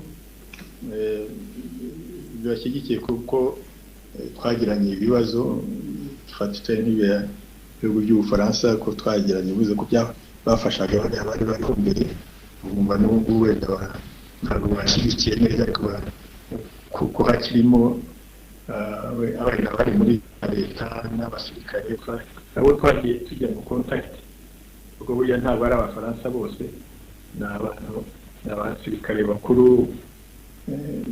batemeye ko batsindwa ko ubundi bajyaga baza muri Afurika bavuga bati turaje abandi banyafurika bagashyira intwaro hasi murabizi nko muri Chad igihe bari banuza bageze muri kapitali bageze ku inzu ya perezida Abafaransa bati turaje bashyira intwaro hasi kugira ngo byigeze kuba no muri Gabon n'ibindi nk'ibyo ngibyo basanga rero hano atari ko bimeze badashyira intwaro hasi babarwanya none baranarwanya baranatsindwa abo bari bafashe baratsindwa. Icyo kintu rero ntabwo wigeze kibavamo ari abayobozi kigiye ari n'abari abasirikare bakuru bari aho kibari murumva rero ako karacyahari bikinjira muri politiki n'ahandi. Akaba rero n'ibindi bihugu byiremeye system yari ihari byashinze system iriya yari ihari ya Parimuhutu hanyuma biza gushinga MRND birayifasha kora uko bikora kabona rero system yabo bashinze y'amacakubiri mbese yo kugabanya abahutu n'abatutsi ndetse nk'Ububiligi ko niko bwabizanyemo n'abapadiri bera n'abandi niko bari bayizanye politiki yo abanyarwanda bice none bagafasha abahutu kugira ngo bigize bica abatutsi bararemye iyo system bakabona iratsinzwe nabyo n'ibindi. Akaba rero ibindi bihugu rero burya bigenda bikurikirana ibihugu kuko by'Iburayi biba bifite wenda ngo bakavuga ngo turi beza tumeze neza turi demokrati ariko iyo demokarasi bayivuga iwabo iyo bigeze hanze bakaba bavuga batereka iya niko babaye bakumva ntacyo bibatwaye iyo usanga ntacyo bibatwaye ubwo ntacyo bibatwaye n'ibyo ubona nko muri za media za hehe zo muri VOA bagakubitamo b'interahamwe za BBC bakubita ibitekerezo by'interahamwe ariko wenda guverinoma itabyitayeho ngo igiti nyamuneka ibyo sibyo ngo babaze iti ko iyo bibaye ku baje bifu ko kuri showa mutabitinyuka kuki mugitinyuka hano nubwo rero icyo kikabura ariko bakigurishwa nuko n'ibya bindi by'abantu ba western civilization ntabwo barumva agaciro k'abandi bumva uko babategetse guhera kera baragize esclave bakabagira abakolonize ko ariko bakimeze nta bitekerezo bigenda biba. Iyo rero batangiye no kuvuga rero bavuga bati iki ni A kandi ari O ukavuga utari ko kigenda reba ari O biracika rero ngaho. U Rwanda rero ukazira yuko ruvuga ibitekerezo byabyo iyo ari A ni A yaba O ikaba O ntabwo kuko iba O iba A kuko kanaka ari bo babivuze. Ibyo rero usanga nabyo tugenda babituziza ariko niko tubahengira ngo politike nziza ni nk'iyo ngiyo n'ibyo nicyo usanga bari muri ibyo bihugu bigiye bimeze bityo. Noneho bose n'ibyo bindi bikasanga bijya byigiye inyuma byo kuvuga ngo ngo ni freedom ngo ni demokarasi ngo ni uburenganzira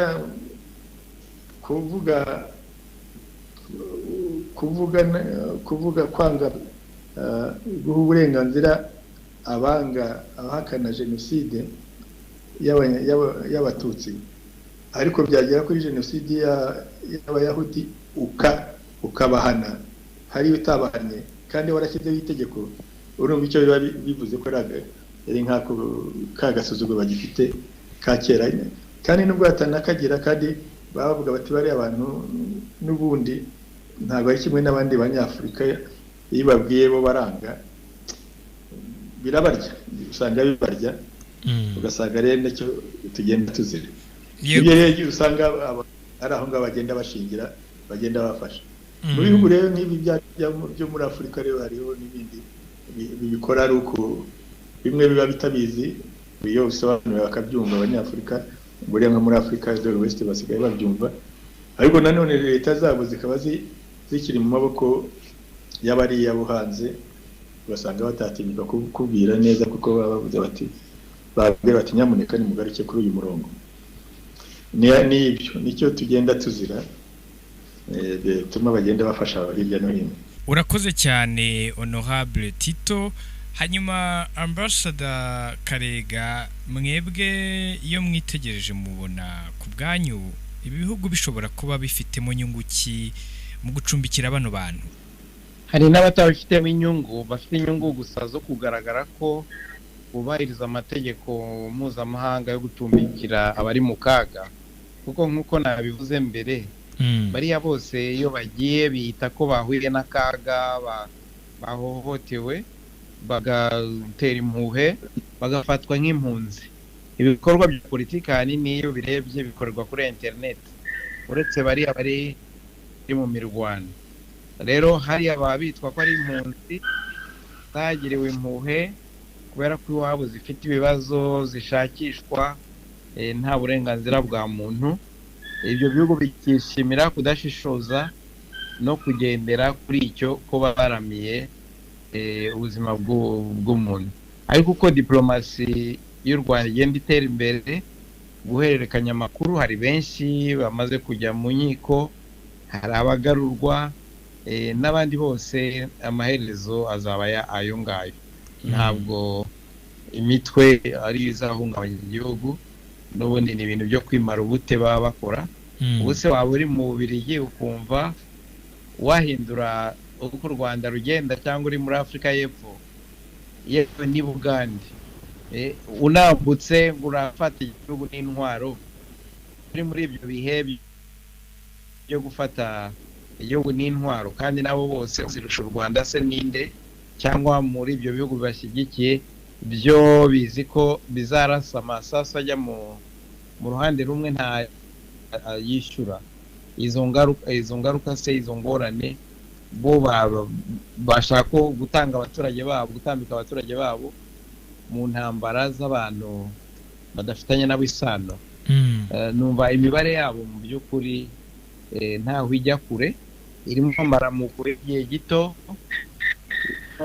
ipfunwe no kudashishoza, bigatuma bataceceka, bakomeza bavuga ubusa, nyine bagaragaye ko hari icyo haranira. Ariko twe twakomeza twubaka igihugu cyacu, ibintu byose bateka ko bidahari tukabikora tukabinoza.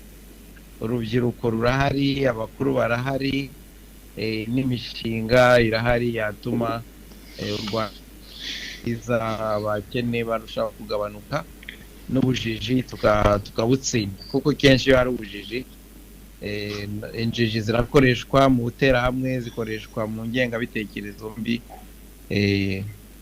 N'ibyo navuga. Urakoze cyane nyakubahwa Ambassador.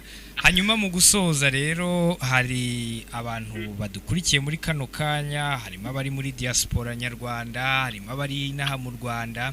Muri rusange, ubutumwa bwanyu ku bari badukurikiye muri iki kiganiro bujyanye n'imikorere y'aba bantu biyita ko bari muri opposition bakaba barwanya leta y'u Rwanda n'ubuhe? Ngira ngo twahera kwa Honorable Tito Rutaremara. Ubutumwa nababwira gusa ko mu Rwanda turimo twiyubaka kandi tugende dutera intambwe, ko dufite demokarasi yacu twubatse, demokarasi irangiza ibibazo dufite, mbese ishingiye kuri principe universelle za demokarasi, ariko ikagira forume yo yo kumvikana no gusangira ubutegetsi, dialogue and consensus, kandi hanyuma twaparitaje n'ubutegetsi kugira ngo abantu batabisangiza, mbese twubaka ya demokarasi ifatanya, aho utsinze afatanya n'abandi, kugira ngo ugire demokarasi aho utsinze atwara byose, uwatsinzwe agasigarana ubusa. Ni demokarasi natwe twenyine tuyifite, bagiye kureba nko mu Busuwisi barabifite, ndetse nk'abantu za Suwede bagiye babifite.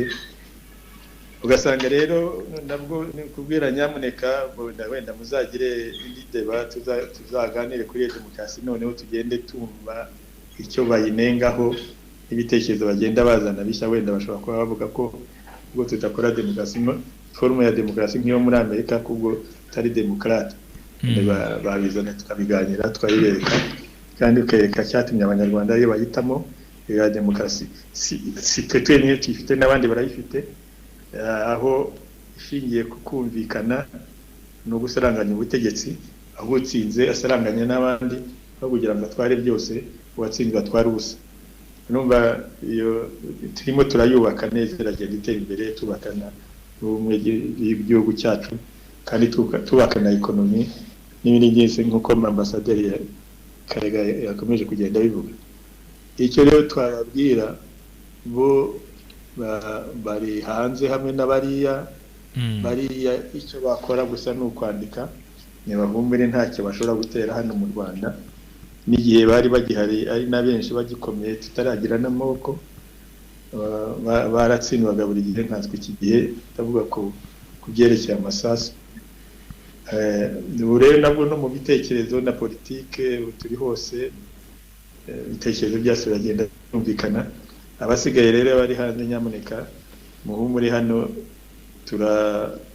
urugamba tururiho rwo kubaka igihugu cyacu ngo gitere imbere, kuko n'urugamba burya iterambere ni urugamba buriho, ni struggle ukibohora abantu.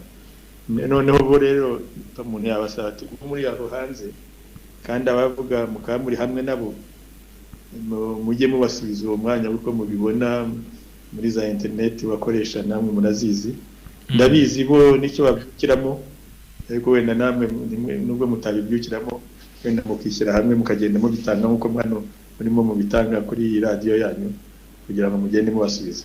Ntabwo nyine nk'uko ngira ngo dogiteri yavugaga, ntabwo kuvuga ngo n'icyo uwo mwana ari i Buruseli, ngo ni umwana wambonye umutwa n'umwana wa bandi bariya ba kera bari bariho b'abasirikare bakuru cyangwa n'abandi, kugira ngo kuko ari i Buruseli ngo azahera ko afata leta ari i Buruseli.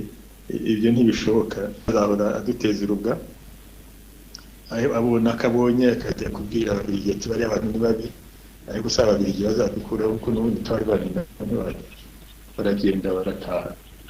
Ariko iryo zina riri abari hanze turasaba ngo mujye muri bahaguruka mubasubize, kandi hanyuma munababwire rimwe na rimwe nk'aba bana mubonye uko mubabwira muze murebe, mbese ko ibyo muvuga mwirebere.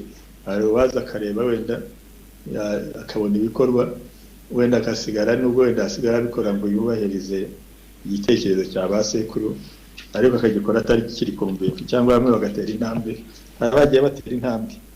Kandi abantu benshi baraje nyine nk'uko bavugaga, abantu bavuye muri FDLR baraje ibihumbi n'ibihumbi, bari hano barubaka igihugu cyacu, bariga, barize, bari mu mirimo, abandi bari mu gisirikare, abandi barakora za business, barahinga, bameze nk'uko abandi banyarwanda bameze. Kugira ngo nicyo navuga, kugira ngo bajye bahaguruka nawe nuko barwanya muri za internet. Urakoze cyane Honorable Tito Rutaremara. Hanyuma nyakubahwa ambassador, ubutumwa bwanyu mwebwe ko bari badukurikiye muri iki kiganiro bujyanye n'imikorere y'aba bantu bita ko bari muri opposition bakaba barwanya leta y'u Rwanda, n'ubuhe dusoza? Yewe nakwibanda ku bato cyane cyane bagifitemo amahirwe, baziritswe n'ababyeyi cyangwa ibitekerezo ababyeyi babasigiyemo nk'umurage, ariko bitakijyanye n'ibihe turimo.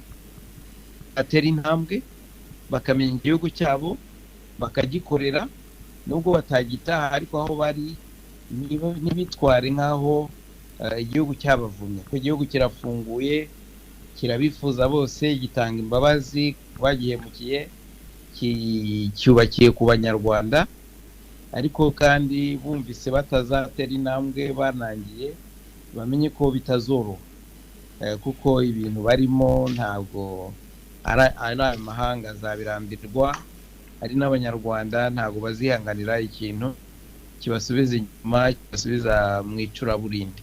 Rero baracyafite umwanya wo gutekereza no guhitamo neza, ntibaheranwe habaye mu gihugu cyangwa ibitekerezo bibi barerewemo. Urakoze cyane namwe nyakubahwa ambassador. Hanyuma Dr. Nibishaka, mwebwe ubutumwa bwanyu ku bari badukurikiye muri iki kiganiro ku mikorere y'aba bantu bita ko bari muri opposition bakaba banarwanya leta y'u Rwanda nubuhe? Murakoze Simeo, uranyumva? Yego ndakumva. Murakoze, ngira ngo ubutumwa bugufi cyane naho abanyarwanda bari badukurikiye nuko abiyita abanyapolitiki bagomba kugira amakenga.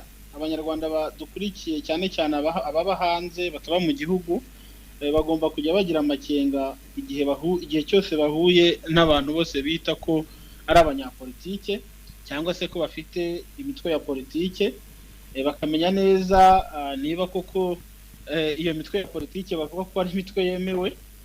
Kugira ngo iterambere ryadufashije byinshi, kumenya amakuru ntabwo ari ibintu bigoye. Hari abiyitirira, abo benshi twavugaga ni abiyitirira ko bakora politike, nyamara ikigamijwe cya mbere ari ukugira ngo babone uko babaho, ari ugushaka amaramuko, hanyuma bakitwikira ibyo bikorwa byo gushaka amaramuko, gushaka guhungabanya umutekano w'igihugu.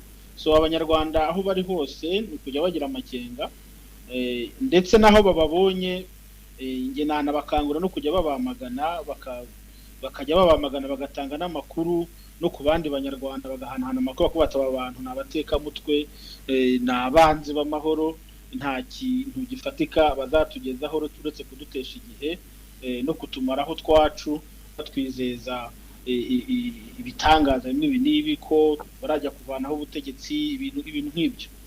Hanyuma ikindi uko abanyarwanda bari hanze nanone bumva bakora politike, ngira ngo gukora politike nta nubwo ari n'ibintu bikomeye. Ushobora gutekereza kuba umunyapolitike, ariko uko waba umunyapolitike ntabwo ari ibintu bikomeye, ahubwo nuko bahura nabo biyitira ko bakora politike nabo bakumva ko babaye abanyapolitike. Ariko muri rusange umunyarwanda uri hanze umva yakora politike, amarembo arafunguye. Mu Rwanda gukora politike biremewe, itegeko nshinga riha umunyarwanda wese uburenganzira bungana kuba yajya mu mutwe wa politike yifuza, cyangwa se agashinga umutwe wa politike ujyanye n'ibitekerezo bye igihe cyose yujuje ibyangombwa. Icyabujijwe gusa ni uko imitwe ya politike cyangwa se gushinga umutwe wa politike bibujijwe gushingira ku isano muzi, ku bwoko, ku muryango, ku nzu, ku gisekuru, ku karere, ku idini, cyangwa se ikindi cyose cyatambamira ubumwe bw'abanyarwanda. Naho ubundi umunyarwanda wese uri hanze wifuza gukora politike rwose, ngira ngo kare nigeze kuvuga ibisabwa, nta nubwo bigoye. Aho bigorana cyane ngira ngo ndashiramo n'urwo rubyiruko navuze kare kandi ambassador yabikomojeho, aho bigorana cyane ikibabera imbogamizi abenshi ni abananirwa kurenga cya kiraro cy'ubwoko, cya kiraro cy'uturere, cya kiraro cy'idini, cya kiraro cy'ibisekuru. Abafite ababyeyi babo bagiye bagira amateka mabi muri iki gihugu bakangwa kubirenga, bakumva ko bazakora politiki imeze nk'iyo basekuruza bakoze, cyangwa basekuru cyangwa basi. Ariko nyamara gukora politiki mu Rwanda, gukora politiki y'ubumwe bw'abanyarwanda, politiki idashingiye ku ivangura navuze, gukora politiki rwose biremewe kandi amarembo arafunguye. Ngira ngo nta gihugu cyahaye amahirwe abene gihugu bacyo bari hanze nk'u Rwanda kugira ngo baze bafatanye n'abandi kubaka igihugu, cyane cyane ku rubyiruko. Rero icyo navuga nuko urubyiruko ngira ngo abariho ubu ngubu banarize, banakoresha n'itumanaho rw'ikoranabuhanga, bakamenya amateka bagiye bigishwa n'ababyeyi babo cyangwa n'abandi bavandimwe babo agoretse, bakamenya amateka ya nyayo, bakareka kugendera ku kuri za ideoloji z'ivangura, hanyuma bagakoresha ubwo bumenyi bungutse mu bihugu byo hanze mu kuza kubaka igihugu, cyangwa se banatanga n'umusanzu aho bari. Yewe n'urubyiruko rwaba rwumva, nk'uko nari mbivuze ku bandi banyarwanda, n'urubyiruko muri rusange rwaba rwumva rufite amahirwe, cyangwa se rubona ko rwashinga imitwe ya politike, narwo ni karibu, kugira ngo iki gihugu kigizwe ahanini amajorite y'abanyarwanda dufite ubu ngubu ni urubyiruko. Ngira ngo nabo nk'urubyiruko ruri hanze biyunze ku rubyiruko ruri mu Rwanda, zaba ari izindi ngufu, yaba ari andi maboko yazaje kubaka u Rwanda aho guharanira kurusenya. Hanyuma rero ikindi ngira ngo nk'abanyarwanda noneho baba urubyiruko baba bari mu gihugu baba bari hanze, tugafatanya tugateza imbere igihugu, tukarwanya abo ngabo batwifuriza inabi, bumva basenya ibyo twagezeho, kuko burya gusenya, kubaka biragoye ariko gusenya biroroshye. Ariko aho u Rwanda tugeze, nta ingufu dufite, ingufu dufite zaba ziri mu rubyiruko, zaba ziri mu basaza nka ba Tito na Bambasida Karega, zaba ziri mu ngabo zahagaritse jenoside yakorewe Abatutsi, twese dufite ingufu ku buryo urusaku rwabo biyitirira za opozisiyo, rwabo bitirira ko barwanya ubutegetsi, ntacyo rwamara, nta nicyo rwaduhungabanyaho cyane, uretse rwamugani kudutesha igihe. So ufite ubwenge izo mbaraga ze yazizana zikadufasha kubaka u Rwanda. Numva ari ubwo butumwa natanga. Murakoze cyane Dr. Nibishaka. Reka abari naho mboneraho kubwira bari mudukurikiye mwese ko uyu ari wo musozo w'ikiganiro ukuri wacu cya none. Mbibutse ko twagarukaga ku ngingo ijyanye n'imikorere ndetse n'ibikorwa biranga abantu biyita ko bari muri opozisiyo ndetse bakaba banarwanya leta y'u Rwanda. Shimiye abatumirwa twari turi kumwe muri iki kiganiro. Twari kumwe na Honorable Tito Rutaremara, uyu akaba ari umuyobozi mukuru w'urwego rw'igihugu ngishwanama rw'inararibonye hano mu Rwanda. Honorable Tito Rutaremara, turabashimiye cyane kuba mwitabiriye ubutumire bwa One Nation Radio kuri uyu munsi wa none. Murakoze namwe, isoze nabo bose. Twari kumwe kandi na nyakubahwa ambasaderi w'u Rwanda i Kinshasa muri Repubulika Iharanira Demokarasi ya Kongo, nyakubahwa ambasaderi Vincent Karega. Mwakoze cyane namwe kwitabira ubutumire bwacu kuri uyu munsi wa none. Murakoze cyane namwe. Twari kumwe kandi na Dr. Emmanuel Nibishaka, akaba ari umuyobozi mukuru wungirije w'urwego rw'igihugu rw'imiyoborere hano mu Rwanda, RGB. Mwakoze cyane Dr. Emmanuel kwitabira ubutumire bwacu mu kiganiro ukuri wacu cya none. Mwakoze cyane namwe Simeo. Nguyu rero umusozo w'ikiganiro cya none. Mbashimiye kuba mwaduteze amatwi. Nge wari wakibateguriye kandi wakibagejejeho, nitwa Simeo Muhumuza. Mukomeze mugira amahoro y'Imana.